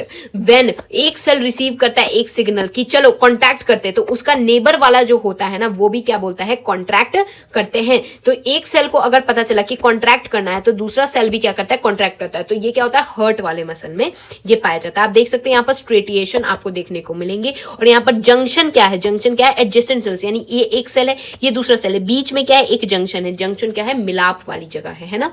तो ये हो गया आपका मस्कुलर सेल, जो कि हमें और डिटेल में आगे चैप्टर में पढ़ना है। तो इसको जहां एनसीईआरटी में आपको इतना ही बताया होगा। एक लास्ट टिश्यू बताया जा रहा है, न्यूरल टिश्यू। क्या है, न्यूरल टिश्यू जो होते हैं वो बहुत ही ज्यादा कंट्रोल करते हैं बॉडी के रिस्पॉन्सिव चेंजेस के। यानी न्यूरल आपको किस लिए जरूरत होता है, जब भी चेंजेस, कुछ भी स्टिमुलस, आपको गर्म लगा, आपने तवे को टच किया और बिल्कुल गर्म तवा था, तो आपने तुरंत हाथ हटा लिया। तो ये क्या रहा है, बहुत ही ग्रेट कंट्रोल दे रहा है बॉडी के रिस्पॉन्स के लिए। न्यूरल न्यूरॉन्स जो होते हैं, न्यूरॉन्स होते हैं यूनिट ऑफ न्यूरल यानी एक्साइटेबल सेल्स। होते हैं, न्यूरोलॉजिकल सेल्स होते हैं जो कंसिस्ट करते हैं rest of the neural system, protect करते हैं और सपोर्ट करते हैं। न्यूरोलॉजिया क्या होता है, ये मेड अप ऑफ होता है more than half of the volume of neural tissue in our body. किस तरीके से मैसेज पहुंचाते हैं, तो ये तो और डिटेल में आने वाले चैप्टर्स में हम पढ़ने वाले, दैट इज चैप्टर नंबर 21। लेकिन यहां मैं आपको थोड़ा सा बता देना चाहती हूँ कि क्या होता है। ये जैसे मान लीजिए ये है हमारा न्यूरॉन, तो इन न्यूरॉन क्या करते हैं ना, बेसिकली इलेक्ट्रिकल सिग्नल से चीजें को स्विफ्टली ट्रेवल कराते हैं प्लाज्मा मेम्ब्रेन से, और ये जाता है फिर न्यूरल एंडिंग के पास, फिर आउटपुट जाता है, फिर ट्रिगर करता है जिससे स्टिमुलेशन इनहिबिट होता है, फिर अगले यानी एक ये हो गया न्यूरॉन, दूसरा न्यूरॉन, तीसरा, इस तरीके से क्या होता है सिग्नल पास होते जाता है, जो कि हम लोग चैप्टर 21 में और डिटेल में पढ़ेंगे। अभी तक आपको बस इतना जानना है कि एक न्यूरल टिश्यू भी होता है जिसका बॉडी के रिस्पॉन्स में काम आता है, और ये आपको दे रखा है न्यूरॉन का कैसा डायग्राम होता है, ये देखिए। तो अभी तक का जितना भी टिश्यू था हमने खत्म कर लिया। तो अभी हमने क्या समझा, टिश्यू जो होते हैं वो ऑर्गेनाइज करते हैं ताकि ऑर्गन बन पाए, और ऑर्गन से ही ऑर्गन सिस्टम बनता है। ऐसा ऑर्गेनाइजेशन जरूरी होता है ताकि एक बेटर एफिशिएंटली कोऑर्डिनेट हो पाए चीजें। जैसे हमारा हार्ट ही होता है, हार्ट में 4 तरह के टिश्यूज पाए जाते हैं, एपिथेलियल, कनेक्टिव, मस्कुलर और न्यूरल। इतने 4 तरह के टिश्यू बस एक हार्ट में प्रेजेंट होता है ताकि बेटर कोऑर्डिनेशन हो पाए। कॉम्प्लेक्सिटी जो ऑर्गन और ऑर्गन सिस्टम की होती है वो डिस्प्ले करती है discernible trends, that is evolutionary trend, जो कि हम क्लास 12th में पढ़ने वाले। तो यहां पर बस आपको ओवरव्यू देके छोड़ रहा है। ये 2 वर्ड समझ जाइए, मॉर्फोलॉजी और एनाटॉमी क्या होता है। मॉर्फोलॉजी यानी बाहर से क्या दिख रहा है, एनाटॉमी मतलब अंदर, एना अंदर, तो इनर क्या चीजें हैं। तो मॉर्फोलॉजी का मतलब एक्सटर्नल आपको क्या दिख रहा है, अच्छा इसके 2 हाथ है, 2 पैर है, ऐसा। और एनाटॉमी मतलब उसके अंदर क्या है, तो इसके अंदर क्या है, इनके अंदर चीजों को देखना है। जैसे मॉर्फोलॉजी ऑफ इंटरनल ऑर्गन्स ये होते हैं एनाटॉमी। तो अब हम जो पढ़ने जा रहे हैं वो क्या पढ़ने जा रहे हैं, बेसिकली कॉकरोच और फ्रॉग का हम क्या पढ़ेंगे, मॉर्फोलॉजी और एनाटॉमी। यानी बाहर से तो ठीक है, अंदर से क्या है वो भी हम पढ़ने वाले हैं। कॉकरोचेस होते क्या है भाई, कॉकरोच नहीं देखा, कहां रह रहे हो यार। चलो कोई बात नहीं, मैं अपनी वीडियो में दिखा देती हूँ। ऐसे जीव तो देखे ही होंगे। कॉकरोच ब्राउन या ब्लैक बॉडी के होते हैं, इनके पास लॉन्ग एंटीनाज होती है, कैंप प्लेसेस, गंदी जगहों में रहना पसंद करते हैं। ये क्लास कौन सी है इनकी, ये कौन से क्लास में है, इंसेक्टा क्लास के। ऑब्वियसली इंसेक्ट जैसा ही तो दिख रहा है भाई। फाइलम कौन सा है, आर्थ्रोपोडा फाइलम के है। ये नॉक्टर्नल एनिमल्स है, नॉक्टर्नल मतलब रात में निकलते हैं। तो अब आपने जान लिया कि कॉकरोचेस ब्राउन या ब्लैक बॉडी होते हैं। ये कौन कौन से कलर के पाए जाते हैं बाय द वे, तो ये ब्राइट येलो, रेड या कभी कभी तो ग्रीन कलर के भी पाए जाते हैं। कहां, ट्रॉपिकल रीजन्स में, ठीक है। ये कितने, इसका साइज कितना होता है, अब आपको यहां देखने में बहुत बड़ा दानव तो नहीं लग रहा होगा, साइज छोटा सा ही होगा। तो ये होता है बेसिकली 1/4 इंचेस से लेके 3 इंचेस तक होता है, यानी 0.6 से 7.6 सेंटीमीटर तक इसका होता है। और इसके पास क्या होता है, लॉन्ग एंटीना होता है, जो मैंने आपको बताया था। एंड देन इसके पास लेग्स होते हैं, और यहाँ पर एक फ्लैट एक्सटेंशन होता है अपर बॉडी वॉल का, जो हेड को कंसील करता है। तो यहाँ एक फ्लैट एक्सटेंशन ऐसे हेड को ढकता है, कंसील करता है। ओके, ये रेसिडेंट टू ह्यूमन होम्स है। इनका घर तो है नहीं भाई, ये घर रहते कहाँ है, ह्यूमन के ही घर पे रहते हैं। इसलिए क्या है, सीरियस पेस्ट्स हैं। क्यों, क्योंकि ये बीमारियां कॉज करते हैं। कॉकरोच भाई तुमको देखने में नहीं लग रहा बहुत गंदा सा जीव, तो एक्चुअल में इसका कोई इकोनॉमिक इंपॉर्टेंस भी नहीं होता, यानी कि इसको सही में कोई हमारी इस दुनिया में इससे कोई पैसों वाला फायदा तो होता नहीं है, सिवाय चाइनीज लोगों के। तो देखिए मॉर्फोलॉजी की पहले बात करते हैं, यानी बाहर से ये कैसा दिखता है। तो इसका जो कॉमन स्पीशीज होती है ना वो है पेरीप्लांटेना अमेरिकाना। बिल्कुल अमेरिकाना है, लेकिन काम क्या है, सबको बीमार करने के। ये कितने होते हैं, 34 से 53 mm लॉन्ग इनके क्या होते हैं, विथ विंग्स अगर हम काउंट करें, ठीक है। मतलब कि क्या होता है ना कि ये है हमारा कॉकरोच, इसके विंग्स कुछ इस तरीके से रहेंगे। तो विथ विंग्स अगर हम काउंट करेंगे तो 34 से 53 mm लॉन्ग होते हैं, और इनके wings extend beyond the tips of the abdomen, कहां, मेल्स के अंदर, ठीक है। कॉकरोच का जो शरीर है ना ये सेगमेंटेड होते हैं, और ये डिविजिबल होते हैं, आपको दिखेंगे 3 डिस्टिंक्ट रीजन्स में। यानी कि जो हमारे कॉकरोच भाई साहब है, इनके बॉडी सेगमेंटेड है, और ये डिवाइडेड है इनटू 3 मेजर पार्ट्स। पहला है head, then thorax and then abdomen. कि यहाँ आप देख सकते हैं कि ये है हमारा कॉकरोच, है ना। तो इस कॉकरोच का सबसे पहले हेड, देन थोरैक्स, और आपको फिर एब्डोमेन दिखता है। तो 3 डिस्टिंक्ट रीजन्स होते हैं। यहाँ पर इनके पास होता है एक हार्ड काइटेनियस एक्सोस्केलेटन। कॉकरोच है वो ब्राउन कलर का होता है, तो उसका जो हार्ड काइटेनियस एक्सोस्केलेटन होगा वो भी ब्राउन कलर का होगा। इसमें हर सेगमेंट ऑफ एक्सोस्केलेटन जो होता है ना वो एक हार्डन प्लेट्स यानी कि बिल्कुल मोटी परत की तरह होती है, जिसको हम लोग क्या बोलते हैं, स्कलराइट्स बोलते हैं। डॉर्सली देखेंगे तो ये क्या होते हैं, टर्जाइट्स कहलाते हैं, और वेंट्रली क्या होते हैं, स्टर्नाइट्स होते हैं, और स्कलराइट्स टोटल में कहलाते हैं। ये ज्वाइंट एक दूसरे से कैसे ज्वाइंट होते हैं, एक दूसरे से ज्वाइंट होते हैं by thin and flexible articular membrane, यानी थिन फ्लेक्सिबल आर्टिकुलर मेम्ब्रेन जो होता है, जिसको हम लोग आर्थ्रोडियल मेम्ब्रेन मेम्ब्रेन भी कहते हैं। ये मेम्ब्रेन थिन एंड फ्लेक्सिबल होता है और ज्वाइन करता है किसको, स्क्लेराइड्स को, दैट इज डॉर्सली टर्जाइड्स और वेंट्रली स्टर्नाइड्स। ओके, नाउ अब आप देखेंगे कि तो इसका हेड क्या होता है ना, ट्रायंगुलर शेप में होता है। ओके, और ये लाई करता है एंटेरियरली एट राइट एंगल, यानी कि बिल्कुल राइट एंगल किससे, लॉन्गिट्यूड ऑफ बॉडी एक्सिस, यानी बॉडी एक्सिस जो होता है ना उसके बिल्कुल राइट एंगल में ट्रायंगुलर शेप जो होता है ना इसका फेस होता है। ये किससे फॉर्म्ड होता है, formed by fusion of 6 segments. और ये 6 सेगमेंट, खुद सोचिए जो चीज 6 सेगमेंट से बना हो इनके पास हाई मोबिलिटी होती है। मोबिलिटी मतलब क्या होता है कि ये अपने आसपास के डायरेक्शन में बहुत ही फ्लेक्सिबल नेक, बिल्कुल लचीली गर्दन होती है इनके पास, इसलिए क्या होता है ये बिल्कुल ऐसे ऐसे जल्दी जल्दी मुड़ के ये देख सकते हैं। हेड का जो कैप्सूल होता है ना इनके पास पेयर ऑफ कंपाउंड आईज होती है। आईज क्या है, कंपाउंड आईज है। यहाँ पर थ्रेड लाइक आपको स्ट्रक्चर दिख रहा है, ये क्या है, ये एंटीना है जो कि कहां से आता है, मेम्ब्रेनस सॉकेट होता है यहाँ पर। ठीक है, यहाँ एक मेम्ब्रेनस सॉकेट होता है इन फ्रंट ऑफ आई, यानी कि ये जो हमारी कंपाउंड आई है ना इसके जस्ट सामने एक मेम्ब्रेनस सॉकेट होता है जिससे एंटीना बाहर निकलता है। ठीक है, और ये एंटीना किस लिए यूज होगा, ये सेंसरी रिसेप्टर होता है जिसको मॉनिटर करने, इन्वायरमेंट को देखने के लिए इसको यूज करता है। Anterior end of the head क्या होता है, यहाँ पर बाइटिंग और च्यूइंग टाइप ऑफ माउथ होते हैं, यानी कि यहाँ पर क्या पाया जाएगा, माउथ पाया जाएगा। माउथ में क्या है, मैंडिबल, लैब्रम, लैबियम, मैक्सिला। चलिए अब माउथ के बारे में पढ़ते हैं, इसका माउथ कैसे है। तो माउथ पार्ट में क्या क्या है, अभी मैंने बताया। लैब्रम, लैब्रम क्या होता है, अपर लिप कहलाता है। तो जो ऊपर वाला लिप है इसको क्या बोलेंगे हम लोग, लैब्रम बोलेंगे। फिर पेयर ऑफ मैंडिबल, यानी लैब्रम हो गया। अब साइड साइड में 2 मैंडिबल्स होते हैं। ठीक है, ये मैंडिबल्स क्या होते हैं, इंसिजिंग रीजन होते हैं या फिर ग्राइंडिंग, यानी किसी चीज को निचोड़ने में, ग्राइंड करने में ये काम आते हैं। फिर सबसे लोअर लिप में क्या पाया जाता है, दैट इज लेबियम। तो लेबियम क्या है, लोअर लिप है। यहाँ पर मैक्सियन फ्लेक्सिबल लोब यहाँ क्या एक्ट करता है, ये टंग की तरह, दैट इज हाइपोफैरिंग्स, यानी ये जो आप देख रहे हैं हाइपोफैरिंग्स दैट इज टंग। तो यहाँ पर जो मीडियन फ्लेक्सिबल लोब होता है, ये आपको फ्लेक्सिबल दिख ही रहा है, तो टंग जो होता है, हमारा भी टंग फ्लेक्सिबल होता है, तो इनका भी मीडियन यानी बीच में एक flexible lobe that is tongue की तरह होता है जिसको हम लोग हाइपोफैरिंग्स कहते हैं। पेयर ऑफ मैक्सिला भी प्रेजेंट होता है। आप देखिए साइड साइड में 2 पेयर ऑफ मैक्सिला, तो पेयर्स में क्या पाया जाता है, एम वाले पेयर्स में पाए जाएंगे, यानी कि मैंडिबल्स पेयर में पाए जाएंगे और मैक्सिला पेयर में पाए जाएंगे। अपर लिप क्या होगा, लैब्रम होगा और लोअर लिप लेबियम होगा। ओके, देखिए थोरैक्स में 3 पार्ट्स होते हैं, एक होता है प्रोथोरैक्स, एक होता है मीजोथोरैक्स, एक होता है मेटाथोरैक्स। तो हेड जो होता है ना वो थोरैक्स से कनेक्टेड होता है। ऑब्वियसली ये है हमारा थोरैक्स, तो अपने हेड को, ये वाले हेड को इससे कनेक्ट करने के लिए कोई चीज होनी चाहिए। तो कैसे कनेक्ट होता है, तो जो हेड है वो थोरैक्स से शॉर्ट एक्सटेंशन ऑफ प्रोथोरैक्स को, जिसको हम लोग नेक कहते हैं, उस कॉकरोच का हेड ये है क्या, थोरैक्स। तो थोरैक्स और हेड को कनेक्ट करने वाली चीज क्या है, एक शॉर्ट एक्सटेंशन है, बिल्कुल छोटी सी एक्सटेंशन है जिसको क्या बोलेंगे, नेक बोलते हैं। और ये नेक क्या है, prothorax, short extension of prothorax होती है। फिर जो थोरैसिक सेगमेंट्स होते हैं ना उनके पास क्या होते हैं, वॉकिंग लेग्स होते हैं, यानी कि हर थोरैसिक सेगमेंट, यानी ये है थोरैसिक सेगमेंट्स। ओके, तो हर सेगमेंट के पास पेयर ऑफ लेग्स होते हैं, हर सेगमेंट के पास। सेगमेंट मतलब क्या हुआ कि जब किसी चीज को आप ऐसे ऐसे सेगमेंटेड आप देखेंगे तो हर सेगमेंट, ये एक सेगमेंट हो गया, ये दूसरा सेगमेंट हो गया, तीसरा सेगमेंट हो गया, तो आप क्या देखेंगे ना कि जो कॉकरोच है ना उसके हर सेगमेंट में, यानी ये एक सेगमेंट है तो इसके पास एक पेयर ऑफ लेग्स है, ये दूसरा सेगमेंट है इसके पास एक पेयर ऑफ लेग्स है, ये तीसरा सेगमेंट है इसके पास एक पेयर ऑफ लेग्स है। तो इस तरीके से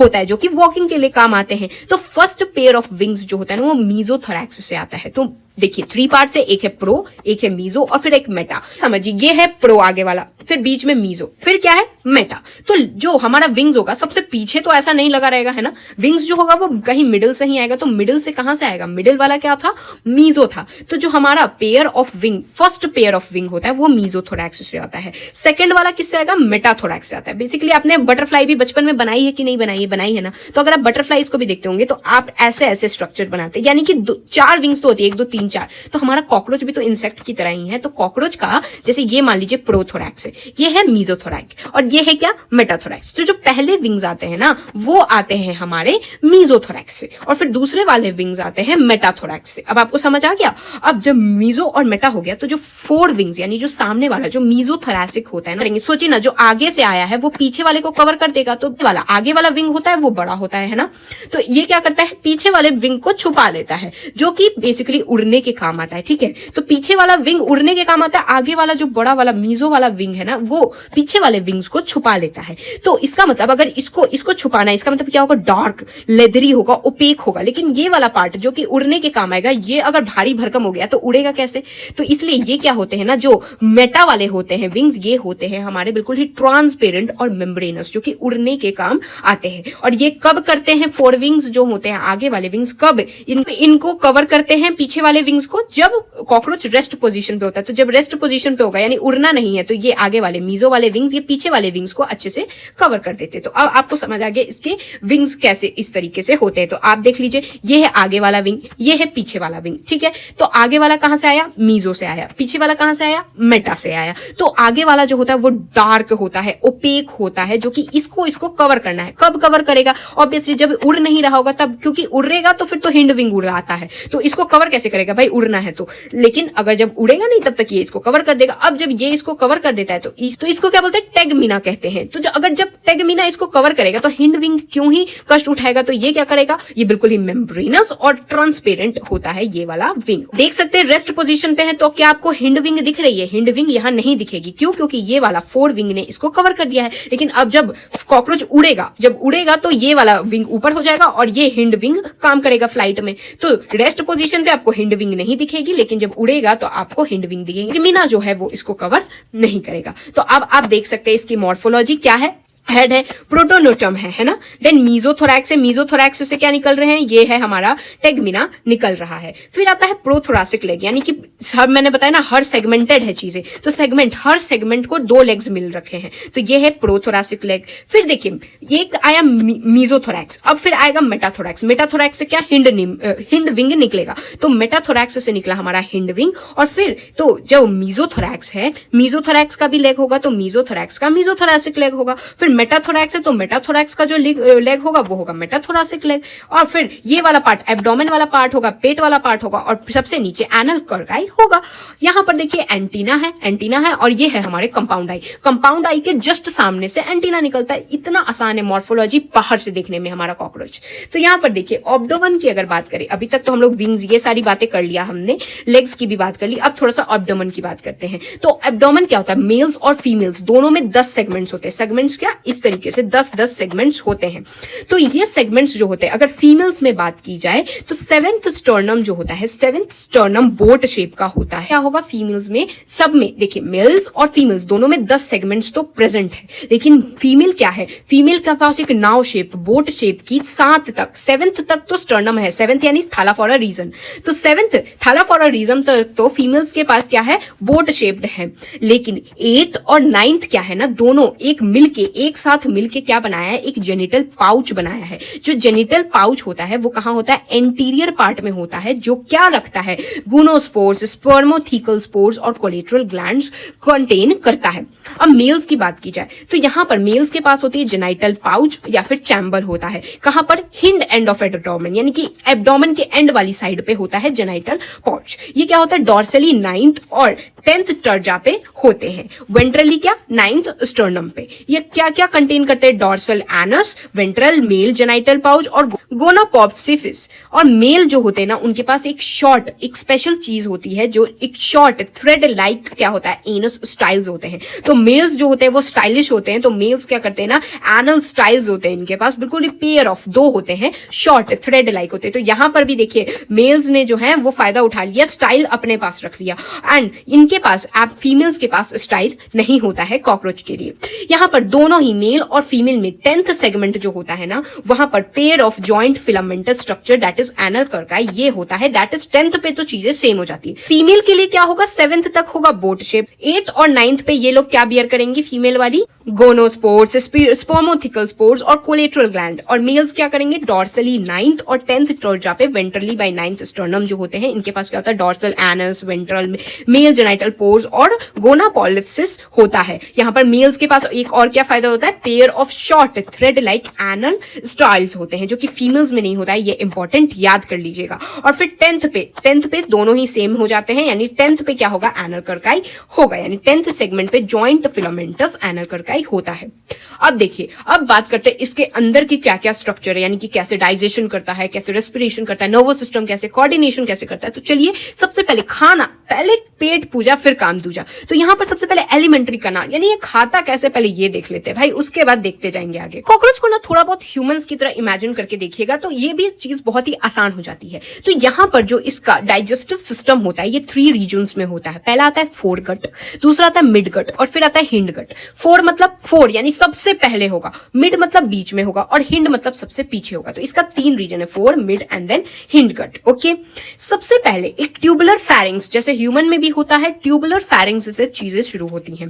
जैसे ट्यूबुलर फेरिंग्स से अंदर आएगी तो यहाँ एक नैरो, बिल्कुल आपको पतला सा यहाँ पर दिख रहा है, बिल्कुल पतला सा नैरो ट्यूब, ये क्या है, ये है ईसोफेगस, जो कि ह्यूमंस में भी होता है। तो फेरिंग्स आया, फिर ईसोफेगस आया, तो यहाँ पर एक सैक लाइक फिर क्रॉप आता है। तो क्रॉप आप कहीं भी जो फसल कटाई होती है उसको हम लोग कैसे सैक ही में रखते हैं, ऐसे ऐसे बोरे बना के रखते हैं। तो यहाँ याद रखिएगा कि जो सैक लाइक स्ट्रक्चर आता है दैट इज क्रॉप। तो अब देखिए यहाँ पर ह्यूमंस में क्रॉप प्रेजेंट नहीं होता है, हमारे पास स्टमक होता है। यहाँ पर कॉकरोच है तो कॉकरोच के पास क्या है, क्रॉप है। तो ये क्या होगा, फेरिंग्स ह्यूमन में भी होता है, ईसोफेगस ह्यूमन में भी होता है। ईसोफेगस क्या होता है, थिन बिल्कुल ट्यूबुलर पैसेज होता है। लेकिन कॉकरोच में यहाँ क्या होता है, एक क्रॉप होता है जो कि स्टोर फूड के लिए आता है। तो क्रॉप आप खुद सोच सकते हैं, क्रॉप खाने का चीज है, खाने का चीज है तो यानी स्टोर फूड करता है, तो क्रॉप यहाँ पर स्टोर फूड करेगा। अब क्रॉप के बाद क्या आएगा, गिजर्ड्स आते हैं। तो क्रॉप है, उसके बाद आएंगे गिजर्ड। गिजर्ड क्या होता है, इसको हम लोग क्या बोलते हैं, गिजर्ड या प्रोवेंट्रिकुलस बोलते हैं। इनके पास आउटर थिक सर्कुलर मसल्स होते हैं, इनके पास थिक सर्कुलर मसल्स बाहर की तरफ होते हैं और थिक इनर क्यूटिकल होते हैं जो कि 6 हाईली काइटिनस प्लेट, जिसको टीथ कहते हैं, वो फॉर्म करते हैं। तो इसका मतलब ये, अब जो गिजर्ड है, गिजर्ड लिजर्ड टाइप का आपको दिख रहा है, तो लिजर्ड क्या होता है, आउटर बिल्कुल थिक सर्कुलर मसल्स होती है लिजर्ड के पास, हाँ। इनर आपको लगते हैं सॉफ्ट सॉफ्ट टाइप के, तो इसका मतलब गिजर्ड में भी क्या होंगे, सॉफ्ट सॉफ्ट इनर क्यूटिकल्स होंगे और इनके पास 6 काइटेनियस प्लेट्स, टीथ होंगे। तो लिजर्ड के पास भी टीथ होता है, तो हमारे कॉकरोच भाई सब के गिजर्ड है एक ऑर्गन, तो उनके पास भी क्या होते हैं, 6 हाईली काइटेनियस टीथ होते हैं। काइटेनियस और क्या होता है इनके पास, मैंने आपको बताया था, इनके पास काइटेनियस होता है, हार्ड काइटेनियस, एक्सोस्केलेटन भी प्रेजेंट होता है। जितना था ना ये सब क्या था, 4 गट, यानी शुरू वाले गट्स की बात करें तो सारे गट में ना लाइनिंग होती है क्यूटिकल की, ठीक है। तो आप खुद सोचिए गिजर्ड में ही क्यूटिकल की लाइनिंग है, तो ये पीछे भी क्या होती है ना, आप देख सकते हैं क्यूटिकल्स की लाइनिंग होती है। और ring of 6 to 8 bind tubules, जिसको हम लोग हैपेटिक या गैस्ट्रिक सीका कहते हैं, ये कहां प्रेजेंट होता है, 4 गट और मिड गट के जंक्शन पे प्रेजेंट होता है। यानी कि जो हैपेटिक सीका है ये कहां होगा, ये है हमारा 4 गट, ये है हमारा मिड गट अब आएगा। तो इन दोनों के जो जंक्शन होता है ना, यानी दोनों के जो मिलाप वाली जगह होती है, वो जगह होती है हमारी हैपेटिक कर्काई। ये 6 to 8 बाइंडिंग ट्यूब्यूल्स आप देख सकते हैं, इस तरीके से बाइंडिंग ट्यूब्यूल्स ऐसे रस्सी की तरह बाइंडेड है हैपेटिक कर्का। ओके, तो ये क्या होता है, ये वो पॉइंट होता है जहां पर 4 और जो मिड गट है वो आपस में मिलते हैं। ओके, ये क्या करते हैं, सेक्रीट करते हैं डाइजेस्टिव जूसेस। आप देख सकते हैं भाई जूसेस कैसे होते हैं, ऐसे ऐसे ही होंगे, तो जूसेस आप, तो ये भी जूसेस ही सेक्रीट करते हैं। फिर जिस जंक्शन पे मिड गट और हिंड गट होते हैं ना, वहां पर yellow coloured thin filamentous Malpighian tubules होते हैं, जो कि रिंग ऑफ 100 से 150 होते हैं। आप देखिए यहाँ पर रिंग ऑफ क्या, मार्फिजियन ट्यूब्यूल्स आपको दिख रहे हैं, ये कितने होते हैं, 100 to 150 येलो कलर के बिल्कुल थिन फिलामेंटस होते हैं। हीमोलिम्स से जो गंदा एक्सक्रीशन वाला चीजें आती है ना, हीमोलिम्स की गंदी चीजें, ये 100 से 150 मार्फिजियन ट्यूब्यूल्स क्या करते हैं, एक्सक्रीट करते हैं। और जो हिंड गट होता है, यानी जो सबसे पीछे वाला, सबसे नीचे अब आ गए हम लोग, तो हमने 4 देख लिया, मिड देख लिया, अब क्या देखेंगे, हिंड वाला, मतलब सबसे नीचे वाला जो गट होता है वो थोड़ा मोटा होता है, ठीक है, वो थोड़ा ब्रॉड होता है मिड गट से, यानी मिड गट थोड़ा पतला होता है, लेकिन जो सबसे नीचे वाला चीज होता है ना, वो सबसे मोटा पार्ट होता है। ये इसमें क्या क्या चीजें प्रेजेंट होती है, इसमें क्या प्रेजेंट होगा, इलियम, कोलन, रेक्टम, और वेस्ट प्रोडक्ट किससे बाहर आएगा, एनस से बाहर आएगा। तो हिंड गट यानी सबसे नीचे वाला गट, आगे आपको डाइजेशन किस तरीके से होता है, फेरिंग्स से खाना अंदर आएगा, इसोफेगस को जाएगा, क्रॉप क्या करता है, स्टोर करता है फूड को, फिर आएगा हमारा gizzard part.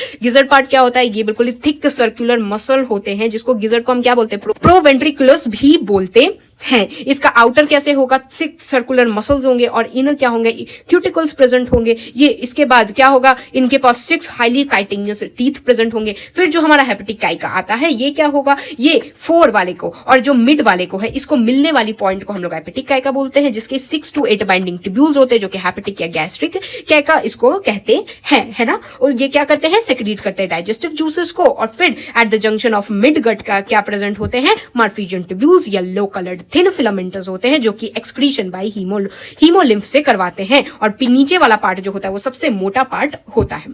Blood vascular system cockroach में कैसा होता है ये जानते हैं। तो इनका blood vascular system open type का होता है, जहां पर बहुत ही पूर्णली डेवलप्ड ब्लड वेसल्स होते हैं। मतलब बिल्कुल भी भाई इसने ब्लड वाले चीज पे ध्यान नहीं दिया। इनका ओपन स्पेस कहां होते हैं, हीमोसिल्स के अंदर होते हैं। विसरल ऑर्गन्स जो होते हैं ना वो हीमोसिल्स में होते हैं। और हीमोसिल्स को क्या होता है, ब्लड से इस तरीके से नहा दिया जाता है। मतलब कोई सिस्टम ही नहीं है, जाके सीधा पानी ब्लड जाके उछल दिया, इस तरीके से नहा ही दिया भाई। तो ये क्या हो गया, हीमोलिम्फ कहा जाता है इसको। हीमोलिम्फ क्या होता है, इनके पास कंपोज होता है कलरलेस प्लाज्मा हीमोसाइट्स प्रेजेंट होते हैं, ठीक है। और फिर अब बात करते हैं हमारे कॉकरोच भाई साहब के दिल की। तो इसका दिल कैसा होता है भाई, तो इसका जो दिल होता है ना, ये आप चैम्बर्स ऑफ हार्ट देख रहे हैं, कुछ पता चल रहा है नहीं, बिल्कुल ही लंबा सा कोई चीज है। हमारा दिल तो भाई मस्त ऐसे शेप का रहता है ना, इनका दिल कैसा है भाई, का अजीब सा ही दिख रहा है, चैम्बर्स ऑफ हार्ट, ये समझ भी नहीं आ रहा। इसका मतलब कुछ तो लंबा खिंचा टाइप का है। इसका मतलब एलोंगेटेड मस्कुलर ट्यूब है ना, जो कि mid dorsal line of thorax और एब्डोमेन को ज्वाइन करते हैं। देखिए ये मिड है ना, फनल शेप्स देख रहे हैं ना, ये फनल शेप्स क्या है, ये चैम्बर्स है बेसिकली। तो ये क्या होते हैं, आइदर साइड यानी साइड बाय साइड्स होते हैं। अब ब्लड साइनस से आके हार्ट में एंटर करता है, किससे, ऑस्ट्रिया से। तो ऑस्ट्रिया के थ्रू ब्लड, साइनस का ब्लड आके हार्ट में एंटर करता है और फिर ये पंप होता है कहां, टू साइनस, वापस से साइनस में एंटेरियरली वापस से पंप ब्लैक हो जाता है। तो ये ओपन बिल्कुल एक खुला सिस्टम है भाई, सर्कुलेटरी सिस्टम। बात करते हैं सांस कैसे लेता है हमारा कॉकरोच। तो रेस्पिरेटरी सिस्टम जो होते हैं इनके पास नेटवर्क ऑफ ट्रैकिया प्रेजेंट होते हैं। तो ये जो नेटवर्क ऑफ ट्रैकिया होते हैं ना, फिर ये जैसे ये है नेटवर्क ऑफ ट्रैकिया, ओके। तो ये नेटवर्क ऑफ ट्रैकिया कहां खुलता है, बिल्कुल ही 10 पेयर्स में होते, स्मॉल होल्स में जाके खुलता है, दैट इज स्पाइरकल्स कहते हैं। तो स्मॉल होल्स आपको स्पाइरकल्स, स्प्रिंकल्स टाइप के स्पाइरकल्स प्रेजेंट होते हैं। कहां प्रेजेंट होते हैं, लेटरल साइड ऑफ बॉडी में प्रेजेंट होते हैं। ये थिन ब्रांचिंग ट्यूब्यूल्स जो होते हैं, दैट इज ट्रैकियल ट्यूब्यूल्स, सब डिवाइडेड इनटू ट्रैक्यूल्स। यानी ये है हमारा ट्रैकियल ट्यूब्यूल, ये सब डिवाइड होता है किसमें, ट्रैक्यूल्स, ठीक है। ट्रैक्यूल्स में इस तरीके से ब्रांचिंग होती है जो कि ऑक्सीजन को कैरी करता है from air to all parts of body. यानी कि ऑक्सीजन हमने क्या किया, एयर से लिया, एयर से लेके सारे बॉडी पार्ट तक कौन पहुंचाता है, ट्रैकिया जो होता है ना, ट्रैकियल ट्यूब्स डिवाइडेड होते हैं ट्रैक्यूल्स के अंदर, ओके। नाउ ओपनिंग ऑफ जो स्पाइरकल्स होते हैं, यानी जो स्पाइरकल्स की ओपनिंग होते हैं वो कौन रेगुलेट करता है, तो स्फिंक्टर्स रेगुलेट करेंगे। तो स्पाइरकल्स, स्फिंक्टर्स, तो स्पाइरकल्स को कौन खोल बंद करेगा, ये स्फिंक्टर्स खोल बंद करेंगे। और एक्सचेंज ऑफ गैस ट्रैक्यूल्स के अंदर कैसे होते हैं, वो होते हैं बाय डिफ्यूजन, यानी डिफ्यूजन से यहाँ एक्सचेंज ऑफ गैसेस होती है। Respiration is very easy. Cockroach के हम एक्सक्रीशन की बात करेंगे। तो एक्सक्रीशन कैसे करता है, माल्फिजियन ट्यूब्यूल से। मैंने यहां भी शुरू में जब मैं आपको बता रही थी तो मैंने आपको बताया था कि यहाँ पर माल्फिजियन ट्यूब्यूल होते हैं जो कि एक्सक्रीशन किससे कराते हैं, हीमोलिम्फ से जो चीजें, गंदी चीजें आती हैं उनको Malpighian tubules, that is 100 to 150 present होते हैं, है ना।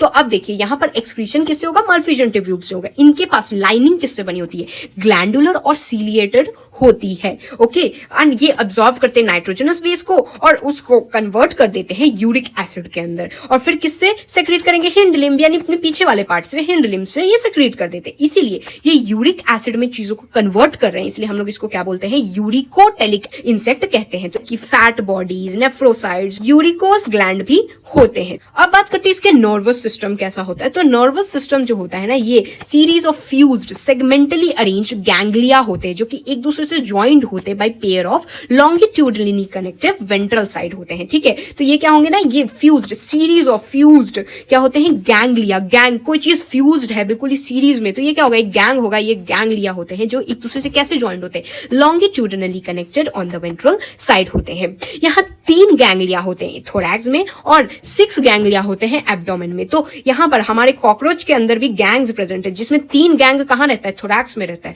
और 6 गैंग कहाँ रहता है, एब्डोमेन में रहता है, ठीक है। और यहाँ पर नर्वस सिस्टम कैसे होता है ना, ये कॉकरोच का nervous system through out the body होता है, यानी पूरे बॉडी के हर पार्ट में होता है। इसके हेड के पास ज्यादा कुछ चीजें हैं नहीं, तो इसका मतलब इसके हेड के पास क्या होता है ना, नर्वस सिस्टम प्रेजेंट ही नहीं होता है। इस और सारे के सारे नर्वस सिस्टम ये कहाँ भेज देता है, वेंट्रल साइड, यानी बेली के के साइड यानी अपने पेट में सारा नर्वस सिस्टम भेज दिया और दिमाग में भेजना ही भूल गया। इसीलिए क्या होता है ना, अगर आप कॉकरोच का सर भी काट देंगे ना तो वो हफ्तों तक जिंदा रह लेता है। भाई इसको दिमाग से तो ऐसे भी मतलब नहीं है। इसीलिए अगर आपको एक्सपेरिमेंट करना है तो यू कैन डू इट, क्योंकि इनका जो नर्वस सिस्टम होता है सर में प्रेजेंट नहीं होता है। सारा का सारा इसने पेट पूजा के लिए भेज दिया होता है, वेंट्रल साइड बेली साइड भेज दिया होता है। और इनके पास कितने गैंग्स होते हैं? 3 गैंग्स थोरैक्स में होता है और 6 गैंग एब्डोमेन में। ब्रेन में कौन सा गैंग प्रेजेंट होता है? जैसे मैंने अभी आपको बताया 3 गैंग लिया थोरैक्स में होता है, 6 कितना होता है? एब्डोमेन में होता है। तो ब्रेन में कितना होता है? तो ब्रेन में सुप्रा ईजोफेगल गैंग्लियन जो होता है वो हेड में यानी ब्रेन में प्रेजेंट होता है। ये नर्व सप्लाई करते हैं किसको? एंटीना और कंपाउंड आई को। तो देखिए ब्रेन का इसका कोई काम तो है नहीं, इसका बस ब्रेन से क्या अटैच्ड है? एक तो ये आप आईज देख सकते हैं और ये क्या है? एंटीनास प्रेजेंट होते हैं। तो अगर थोड़ा बहुत भी इसको नर्वस मिलता है, कुछ भी नर्व्स मिलते हैं, तो ये क्या करता है? इसका ब्रेन ईजोफेगल गैंग्लिया यानी कि ईजोफेगल जो गैंग्लियन होते हैं ना, इनके थ्रू एंटीना को चीजें दे देते हैं और आंखों को चीजें दे देते हैं। बोलते हैं भाई मेरे को तो जरूरत है नहीं।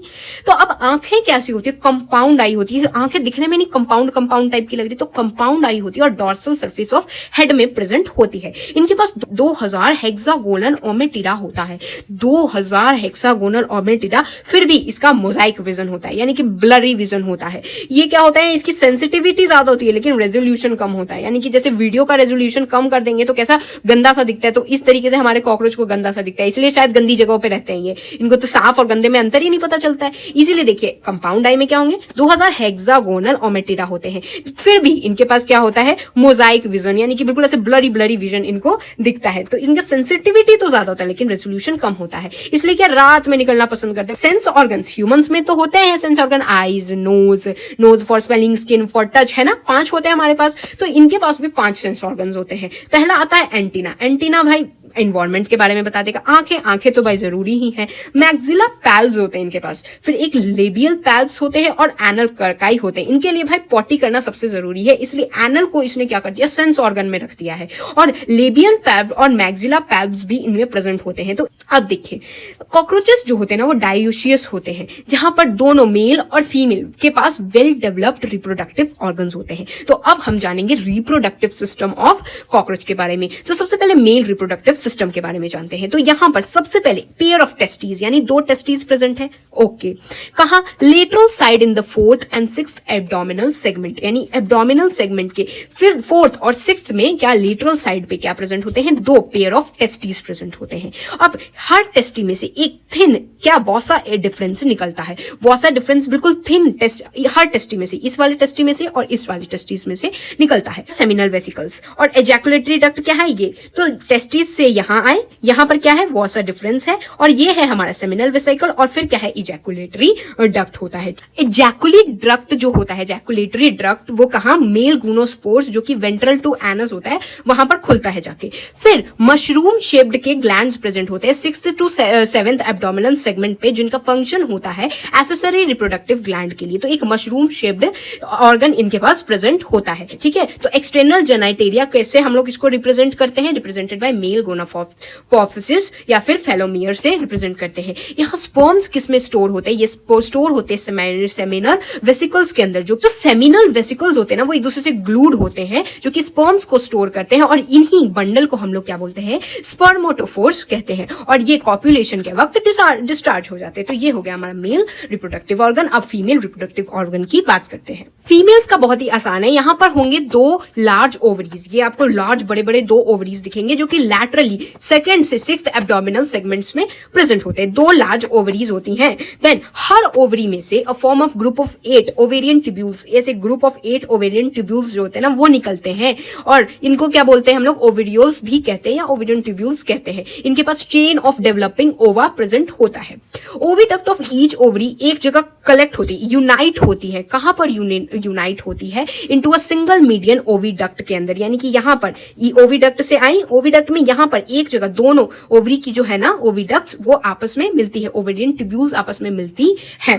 ठीक है, और फिर कहां जाती है? जेनाइटल चैम्बर के अंदर चली जाती है, जहां जेनाइटल चैम्बर में क्या होता है? पेयर ऑफ स्पर्माथिका होता है। ये जो स्पर्माथिका आप देख रहे हैं यहाँ पेयर प्रेजेंट होता है, इन द 6th सेगमेंट में प्रेजेंट होता है और फिर जेनाइटल चैम्बर में खुल जाता है। और ये जो सिंगल मीडियन ओविडक्ट होता है इसको हम लोग क्या बोलते हैं? Common oviduct. इसको क्या बोलेंगे हम लोग? वेजाइना बोलते हैं। तो अब आपको फीमेल वाला भी समझ आ गया। अब देखिए स्पर्म्स कैसे ट्रांसफर ट्रांसफर होते हैं, स्पर्मेटोफोर से ट्रांसफर होते हैं। ये फर्टिलाइज्ड एग को इनकेस क्या करते हैं, कैप्सूल्स के अंदर, इस तरीके से कैप्सूल्स के अंदर, जिसको हम लोग बोलते हैं ऊथिका भी बोलते हैं, इसके अंदर रखते हैं। ऊथिका क्या होता है, एक डार्क रेडिश कलर का ब्लैकिश ब्राउन कैप्सूल होता है, ठीक है। ये 3/8 इंचेस या 8 mm लंबा होता है, यानी कि ये कहीं भी ड्रॉप कर देते हैं या ग्लू कर देते हैं सूटेबल सरफेस पे, जहां मतलब इनको अच्छी जगह मिलती है वहां पर इसको ग्लू कराते हैं या फिर ड्रॉप कर देते हैं। यूजुअली क्रैक्स, जहां गड्ढे, जहां पर थोड़ी बहुत क्रैक्स इनको दिखती है, ऑफ हाई रिलेटिव या ह्यूमिडिटी जो एरिया होती है, फूड सोर्सेज होती है ना, वहां पर ये अपने एग्स को लेकर देते हैं। और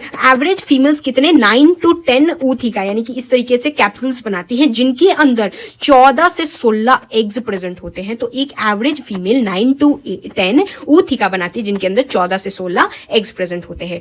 अब देखिए, जो पी अमेरिकाना होते हैं ना, वो डेवलप होते हैं किसमें, पाउरोमेटाबोलस के अंदर, जो कि डेवलप किससे करते हैं, निम्फल स्टेज, यानी इनके एक निम्फल स्टेज आता है बेसिकली। तो निम्फ क्या होता है ना, एक सिमिलर अडल्ट लाइक स्टेज होता है। फिर जब ये माउल्ट करते हैं 13 से 14 टाइम, तब जाके ये अडल्ट बन पाते हैं। तो निम्फल स्टेज आता है पी अमेरिकाना में, जिसको क्या बोलते हैं, पाउरोमेटाबोलस कहते हैं। नेक्स्ट टू लास्ट जो निम्फल स्टेज होते हैं ना, उनके पास विंग्स के पैड्स होते हैं बस, लेकिन अडल्ट कॉकरोचेस के पास क्या होते हैं, विंग्स प्रेजेंट होते हैं। तो अब कॉकरोच पूरी तरीके से संपन्न हो गया है, लेकिन इसको एंड करने से पहले चलिए एक बार आखिरी बार अपने कॉकरोच से मिल लेते हैं। ये कॉकरोच क्या है, बहुत ही वाइल्ड है, किसका कोई इकोनॉमिक यूज नहीं है, यानी पैसों से तो कुछ नहीं कर सकते। पेस्ट है, खानों को और गंदा ही कर देते हैं, और कॉन्टेमिनेट किससे कर देते हैं, स्मेली एक्सक्रीटा, यानी बहुत ही गंदी स्मेल वाली पॉटी करते हैं, जिससे कि खाना बिल्कुल ही कॉन्टेमिनेट हो जाता है। और इसीलिए क्या होगा, गंदी स्मेल वाली पॉटी करेंगे तो बैक्टीरियल डिजीज होगा। तो भाई इसका कोई यूज नहीं है, इससे दोस्ती करने का कोई फायदा नहीं है। Completed cockroach. अब थोड़ा सा मिस्टर फ्रॉगी के बारे में जान लेते हैं।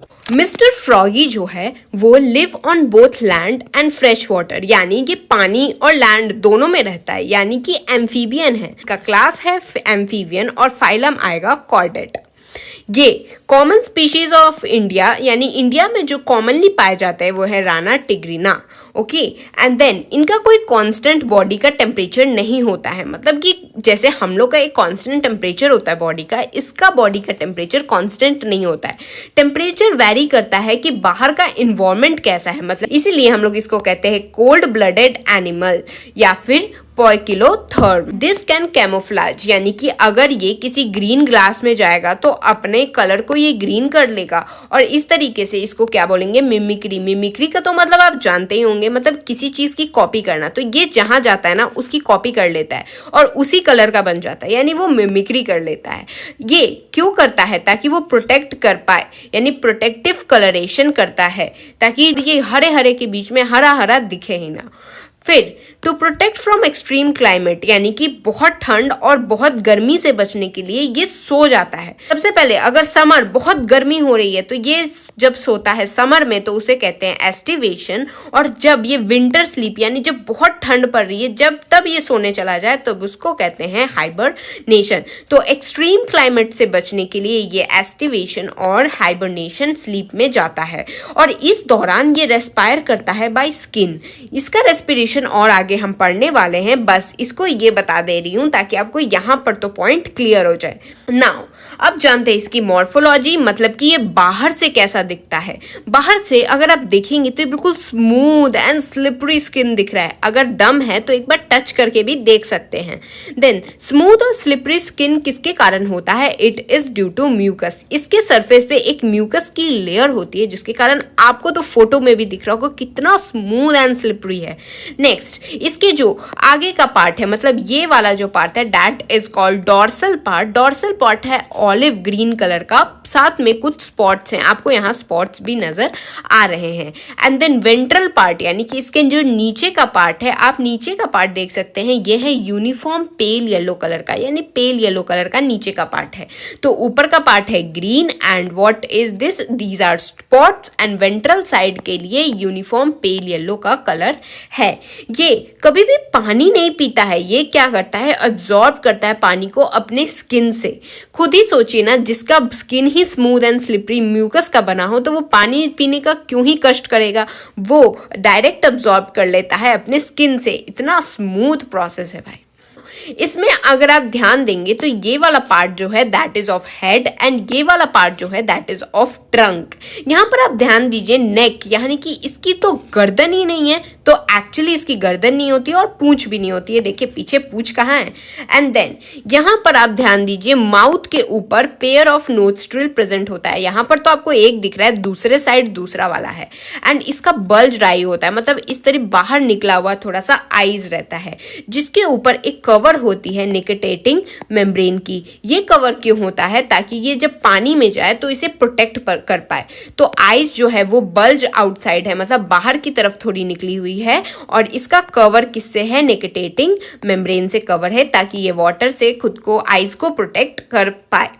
नाउ यहाँ पर ये जो आप एक मेम्ब्रेन देख रहे हैं, ये मेम्ब्रेन है बेसिकली मेम्ब्रेनस टैम्पेनम, जो कि बेसिकली ईयर्स हैं। तो आपको यहाँ ईयर्स नहीं दिखेंगे, हमें बस मेम्ब्रेन दिखता है। क्यों? क्योंकि ईयर जो होता है वो इंटरनल होता है इसके अंदर। ये ईयर किसके लिए काम आएगा? ऑब्वियसली सुनने के लिए। तो ये साउंड और सिग्नल्स को रिसीव करने के ईयर्स काम आते हैं। यहाँ पर ध्यान दीजिए, इसके जो दो आगे वाले पैर है यानी 4 लिम्ब जो है, इनमें 4 डिजिट्स हैं। 4 डिजिट मतलब 4 उंगलियां हैं। देखिए 1 2 3 एंड 4। जबकि जो हिंड लिम्ब है, हिंड लिम्ब मतलब ये पीछे वाला जो पैर है, इन पैर में है 5 डिजिट्स, यानी यहाँ पर आपको क्लियरली नहीं दिख रहा है 1 2 3 4 एंड 5। तो यहाँ पर ध्यान देना है कि आगे वाले लिम्ब में 4 ही होती है और पीछे वाले में 5 डिजिट्स रहती हैं। और आप खुद सोचिए, जिसकी उंगलियां एक ज्यादा है, मतलब 5 हैं पीछे वाले में, तो ये क्या होगा? बड़ा होगा। तो इसीलिए आप देखिए पीछे वाला जो हिंड लिम्ब होता है वो मोटा होता है, लार्ज होता है और मस्कुलर होता है, मसल्स का बना होता है। नाउ ये जो चारों पैर हैं ये helps in swimming, walking, leaping, burrowing. Burrowing किस लिए? यानी कि जब ये एस्टिवेशन या हाइबरनेशन के लिए जाता है तो ये बरो के अंदर, गड्ढे करके अंदर की तरफ जाता है। तो यहाँ पर ये इसी के ये 4 पैर जो हैं वो स्विमिंग के लिए भी, वॉकिंग के लिए भी, लीप करना हो तो भी, और बरोइंग के लिए भी हेल्पफुल होते हैं। इसके फीट में आप देखेंगे यहाँ वेब्स लगे हुए। देखिए उंगलियों के बीच की जगह को देखिए, यहाँ पर वेब लगा है, यहाँ वेब लगा है। ये वेब्ड फीट क्यों होता है? ताकि ये अच्छे से स्विम कर पाए। सेक्सुअल डायमॉर्फिज्म, यानी कि यहाँ पर मेल और फीमेल दोनों अलग अलग दिखते हैं, मतलब सेम नहीं दिखते। अगर आप कुछ कैरेक्टरिस्टिक्स को देखें तो आपको मेल अलग से दिख जाएगा और फीमेल अलग से दिख जाएंगी। जैसे मेल जो होता है उसके पास होता है साउंड प्रोड्यूसिंग वोकल सैक, यानी कि यहाँ पर होगा एक साउंड प्रोड्यूसिंग वोकल सैक, जबकि फीमेल में ये एब्सेंट होता है। तो आपको देख के पता चल जाएगा कि कौन सी फीमेल है एंड कौन सा मेल है। नेक्स्ट, यहाँ मेल के पास होता है copulatory pad on first digit of 4 limb, यानी कि 4 लिम्ब हो गया ये सामने वाला लिम्ब, इसके यहाँ पर होता है एक copulatory pad extra for male, जो कि फीमेल में नहीं होता है। इसलिए आपको देख के ही पता चल जाएगा कि फीमेल कौन सी है एंड देन मेल कौन सा है। इसको ट्रिक ऐसे याद कर सकते हैं कि जो मेल होता है उसी को सारे प्रॉफिट्स मिलते हैं ऑब्वियसली।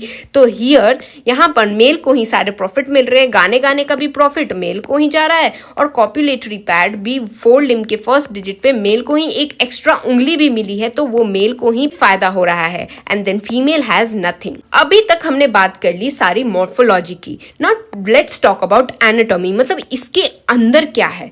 तो नाउ यहाँ पर फ्रॉग के अंदर हम क्या क्या पढ़ने वाले, इसके बॉडी कैविटी में प्रेजेंट है that is respiration, circulation, digestion, nervous system and excretory and then reproduction.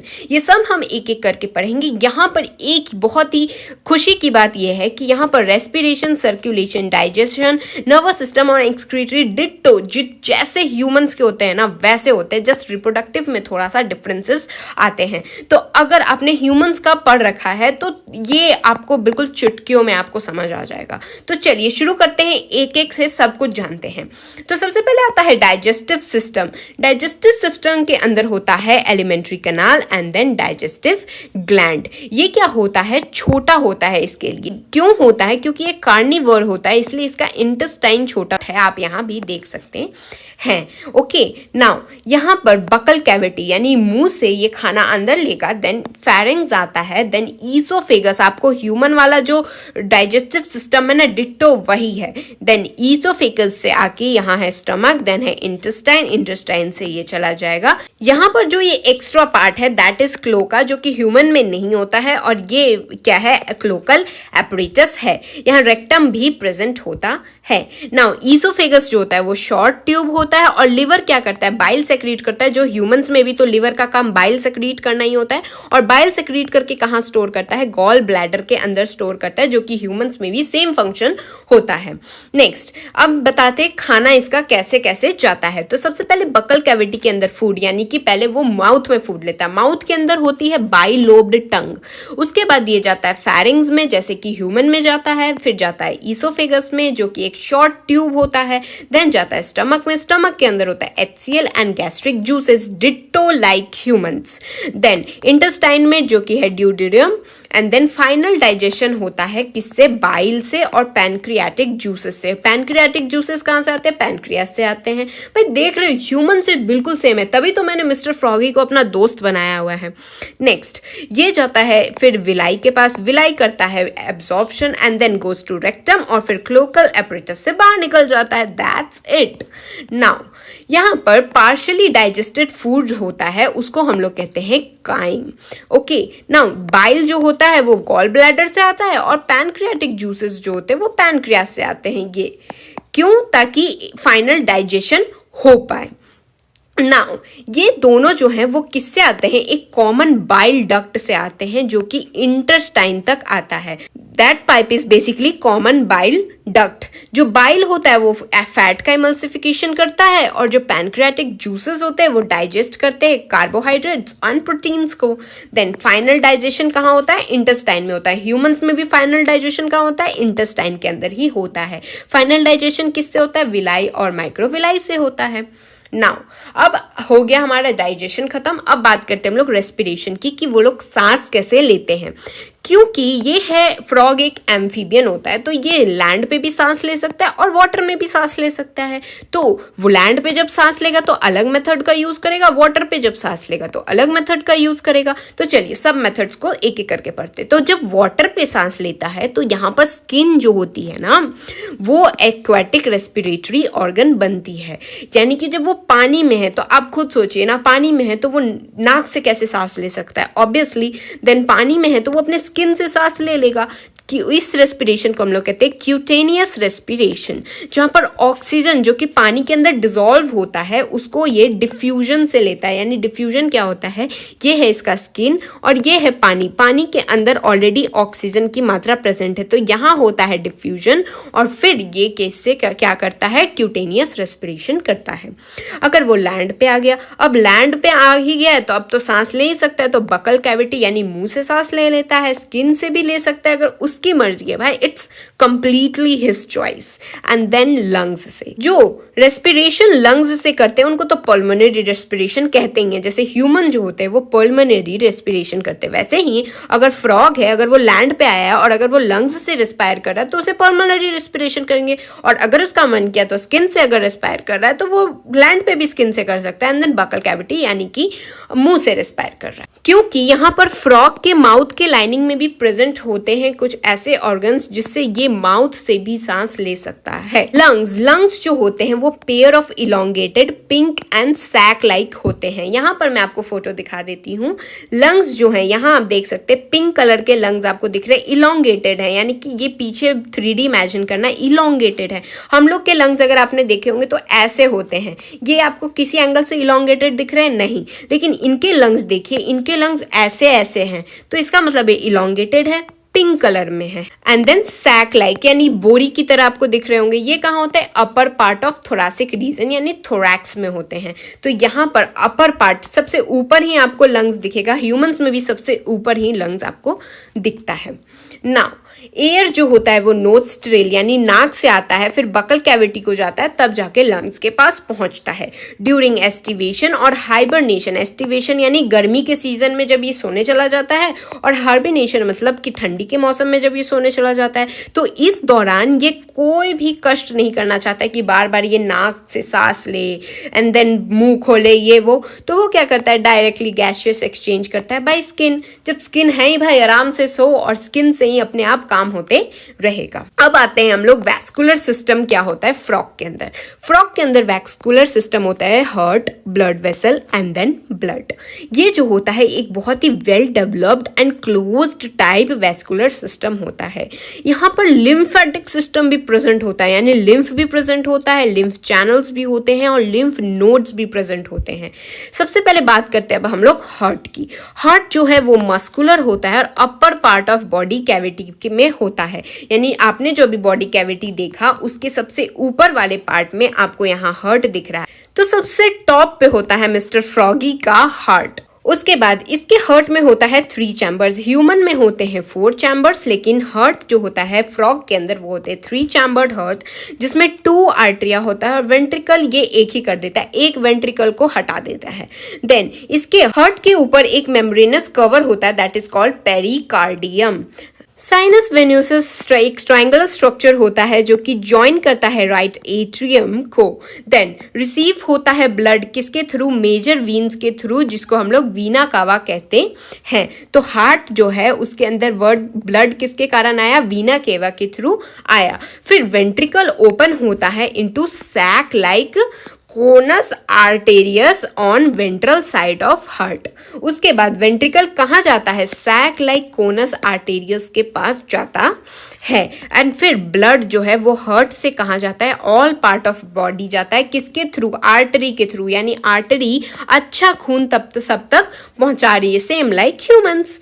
And then veins जो होती है वो कलेक्ट करती हैं ब्लड को from different parts of body, मतलब गंदे खून को वीन्स जो जाती हैं वो सारे गंदे खून को ला के हार्ट के पास दे देती हैं, और इस सिस्टम को हम लोग कहते हैं वीनस सिस्टम। अब यहाँ पर कुछ स्पेशल वीनस कनेक्शंस भी होते हैं, जैसे लिवर एंड इंटेस्टाइन के बीच में हेपेटिक पोर्टल सिस्टम, और एक और होता है that is between kidney and lower part of body that is renal portal system. इसमें क्या होता है ना बेसिकली कि बॉडी पार्ट से जो गंदा खून होता है वो हार्ट के पास जाना चाहिए, और फिर हार्ट से जो अच्छा खून होता है वो बॉडी के पास आना चाहिए, लेकिन डायरेक्ट हार्ट को भेजने की जगह इंटेस्टाइन पहले लिवर को भेजता है, तब जाके उसको मिलता है। वैसे किडनी और लोअर पार्ट ऑफ बॉडी के बीच में होता है रीनल पोर्टल सिस्टम। नाउ अब बात करते हैं ब्लड की। ब्लड बिल्कुल ह्यूमंस की तरह प्लाज्मा और सेल्स से बने होते हैं, जहां पर ब्लड सेल के अंदर होता है आरबीसी, डब्ल्यूबीसी एंड प्लेटलेट्स। जो आरबीसी मतलब हो गया रेड ब्लड सेल जिसको हम लोग इरिथ्रोसाइट भी कहते हैं, डब्ल्यूबीसी मतलब व्हाइट ब्लड सेल जिसको हम लोग ल्यूकोसाइट भी कहते हैं। आरबीसी जो होता है वो न्यूक्लिएटेड होता है, और red colour pigment that is haemoglobin तो प्रेजेंट होगा ही होगा। यहाँ पर प्रेजेंट होता है लिम्फ जो कि होता है डिफरेंट फ्रॉम ब्लड, यानी ब्लड से ये अलग होता है लिम्फ, जिसके अंदर लैक होता है प्रोटीन और आरबीसी। जब हार्ट पंप करता है तब होता है ब्लड का सर्कुलेशन, और तभी होता है न्यूट्रिएंट्स, गैसेस, वाटर को उसके साइट तक पहुंचाया जाता है। नाउ एक्सक्रीशन, अब पॉटी की बात कर लेते हैं। एक्सक्रीशन यानी एक्सक्रीटरी वेस्ट जो होता है ना वो कैसे निकलता है, तो वो होता है ब्लड ले जाता है किडनी के पास, जहां पर ये सेपरेट होता है और फिर वो एक्सक्रीट करता है। इनके पास होता है वेल डेवलप्ड एक्सक्रीटरी सिस्टम, ऐसी थोड़ी मिस्टर फ्रॉगी इतना स्मार्ट है। एंड देन यहाँ पर एक्सक्रीटरी सिस्टम में होता है pair of kidney, ureter, cloaca, urinary bladder, and ये सारे क्या होते हैं, कॉम्पैक्ट होते हैं, डार्क कलर में होते हैं और बीन शेप होते हैं। खुद ही सोचो ना, गंदा चीज़ है, पॉटी सुसु वाला सामान है, तो ये डार्क ही होगा। एंड देन बीन शेप्ड होंगे। बीन शेप्ड तो किडनी आपने ह्यूमन में भी पढ़ रखी है, दैट इज राजमा शेप्ड, तो इनके पास भी होती है बीन शेप्ड, और ये कॉम्पैक्टली होते हैं।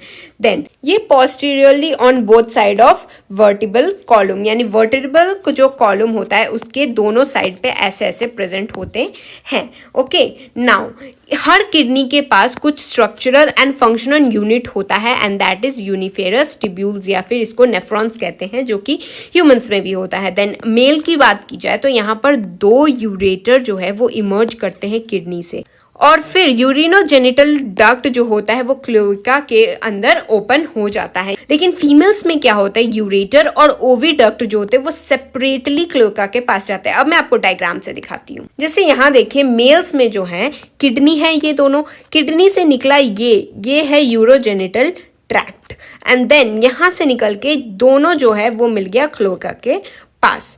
बट अगर आप फीमेल में देखेंगे तो फीमेल में ध्यान दीजिए ओविडक्ट वाला जो ये पाइप है ये अलग से जा रहा है और किडनी वाला ये जो पाइप है वो अलग से जा रहा है।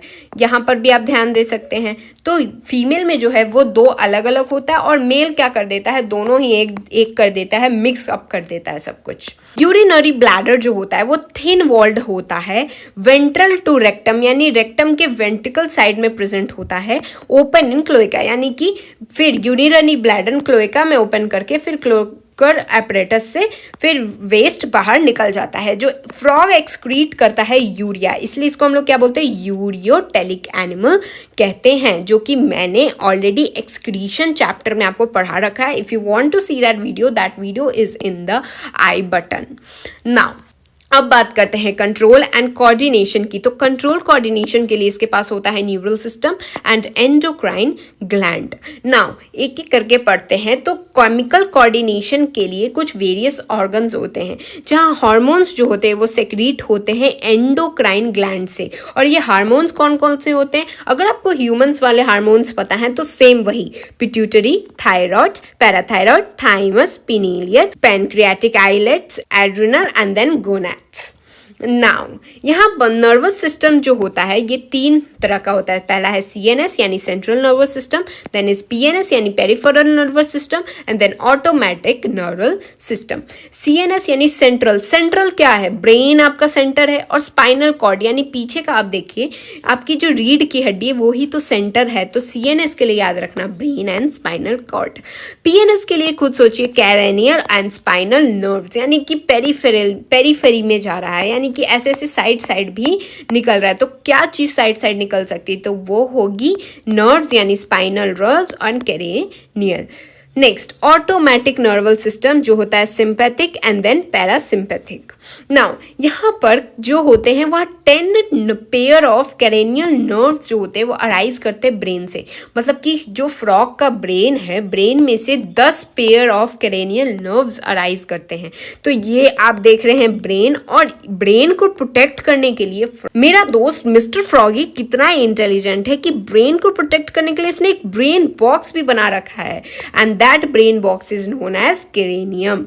नाउ ब्रेन जो होता है इसके 3 पार्ट्स होते हैं, that is fore brain, mid brain and then hind brain. ये ह्यूमंस में भी होते हैं। नाउ फोर ब्रेन में क्या होगा, ऑल फैक्ट्री लोब्स होते हैं, पेयर ऑफ सेरिब्रल हेमिस्फीयर होता है, अनपेयर डाइसेफिलॉन होते हैं। देन मिड ब्रेन में होता है optic lobes and hind brain में होता है सेरिबेलम, मेडुला एब्लोंगेटा, जो कि यहाँ पर मेडुला एब्लोंगेटा जो है वो पास करता है through foramen magnum till spinal cord, जो कि एंक्लोज करता है वर्टिब्रल कॉलम को। यानी कि मेडुला ऑब्लोंगेटा फोरामेन मैग्नम से स्पाइनल कॉर्ड तक जाता है और ये किसको एनक्लोज कर रहा है, वर्टिब्रल कॉलम को एनक्लोज कर रहा है। सेंस ऑर्गन की इसकी बात की जाए तो इसका थोड़ा डिफरेंट सेंस ऑर्गन है, जैसे touch, taste, smell, vision and hearing. Okay, touch जो है उसमें है सेंसरी पैपिले, टेस्ट के लिए है टेस्ट बर्ड, स्मेल के लिए है नेसल एपिथेलियम, विजन के लिए है आईज और हियरिंग के लिए है टाइपेनम इंटरनल ईयर। टाइपेनम क्या है, आपको बाहर दिखता है, इंटरनल ईयर होता है, आपको बाहर कोई ईयर का आपको होल या छेद नहीं दिखाई देगा।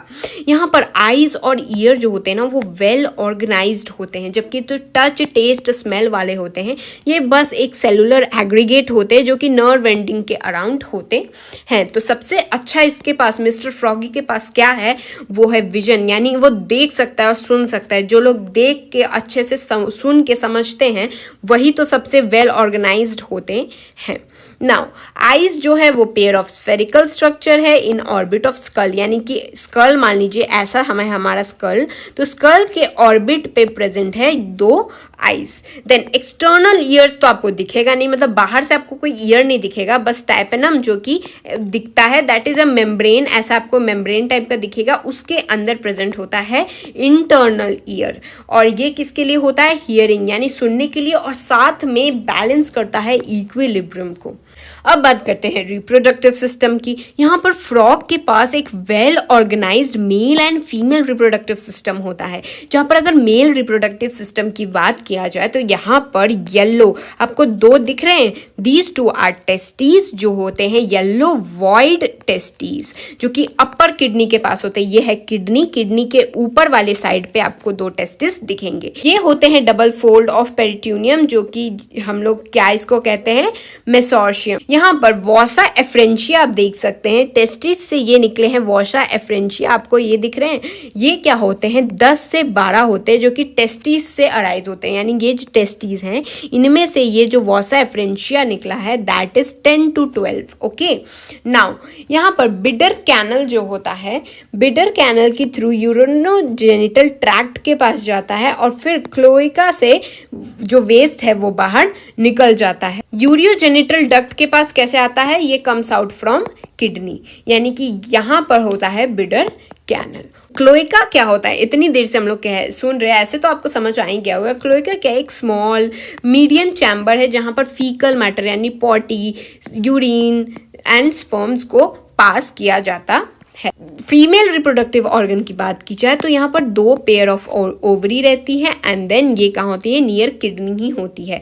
यहाँ पर ध्यान दीजिए, मेल वाले में किडनी के ऊपर ही है एंड हियर देखिए किडनी के नियर है, किडनी के ऊपर नहीं है। यहाँ पर नो फंक्शनल कनेक्शन होती है किडनी के साथ, मतलब कोई फंक्शनल कनेक्शन नहीं है यहाँ किडनी के साथ फीमेल का, लेकिन मेल क्या है? कनेक्शन बिठाया हुआ है, दैट इज वैसा एफ्रेंशिया। यहाँ पर जो पेयर ऑफ ओवरी है ये फिर ओविडक्ट में जाता है, यानी ये है ओवरी का दो पेयर, ये गया ओविडक्ट यानी ये वाला ओविडक्ट है and then it goes like this and then cloaca, यानी कि यहाँ ये वाले पार्ट क्लोएका में मिल जाता है। एक मैच्योर फीमेल कितने एग्स ले करती है? वो है 2500 से 3000 ओवा एट अ टाइम, मतलब एक बार में 2500 से 3000 ओवा एक मैच्योर फीमेल ले कर सकती है। यहाँ पर होती है एक्सटर्नल फर्टिलाइजेशन जो कि पानी के अंदर होती है, यानी कि जो फीमेल होती है वो एग्स रिलीज करके चली जाती है एंड देन मेल आके उस एग को फ्यूज कर देता है एंड तब बनता है larval stage that is tadpole stage, और टैडपोल स्टेज फिर मेटामॉर्फोसिस करके अडल्ट बन जाता है। अब है हमारे मिस्टर फ्रॉगी से एक लास्ट बार मिलने का मौका, तो चलिए इसके बारे में कुछ बेनिफिट्स भी मैं आपको बता देती हूँ। सबसे पहले तो आपने जान ही लिया है, इससे मिलेंगे आपको 4 मार्क्स नीट में, बट उससे भी ज्यादा इंपॉर्टेंट है कि ये ह्यूमन मैनकाइंड के लिए भी बहुत इंपॉर्टेंट है। ये खाता है इंसेक्ट और प्रोटेक्ट करता है क्रॉप्स को, यानी जो इंसेक्ट क्रॉप को खा जाते वो मिस्टर फ्रॉगी ने इंटेलिजेंट बन के इंसेक्ट को ही खा लिया तो क्रॉप तो बच गया ना। और साथ में ये मेंटेन करता है इकोलॉजिकल बैलेंस तक। तो इकोलॉजिकल बैलेंस यानी फूड चेन, फूड वेब किसके द्वारा मेंटेन होता है? मेरे दोस्त मिस्टर फ्रॉगी के कारण। देन इसका जो आपने पैर देखा ना, ये पैर कुछ जगहों पे मस्कुलर लेग को फूड की तरह यूज किया जाता है। तो बस यहीं तक होता है आपका चैप्टर खत्म। तो I hope you guys understood. तो meet you guys in the next video. तब तक के लिए thanks for watching and don't forget to like, share and subscribe to my channel. Jai Hind.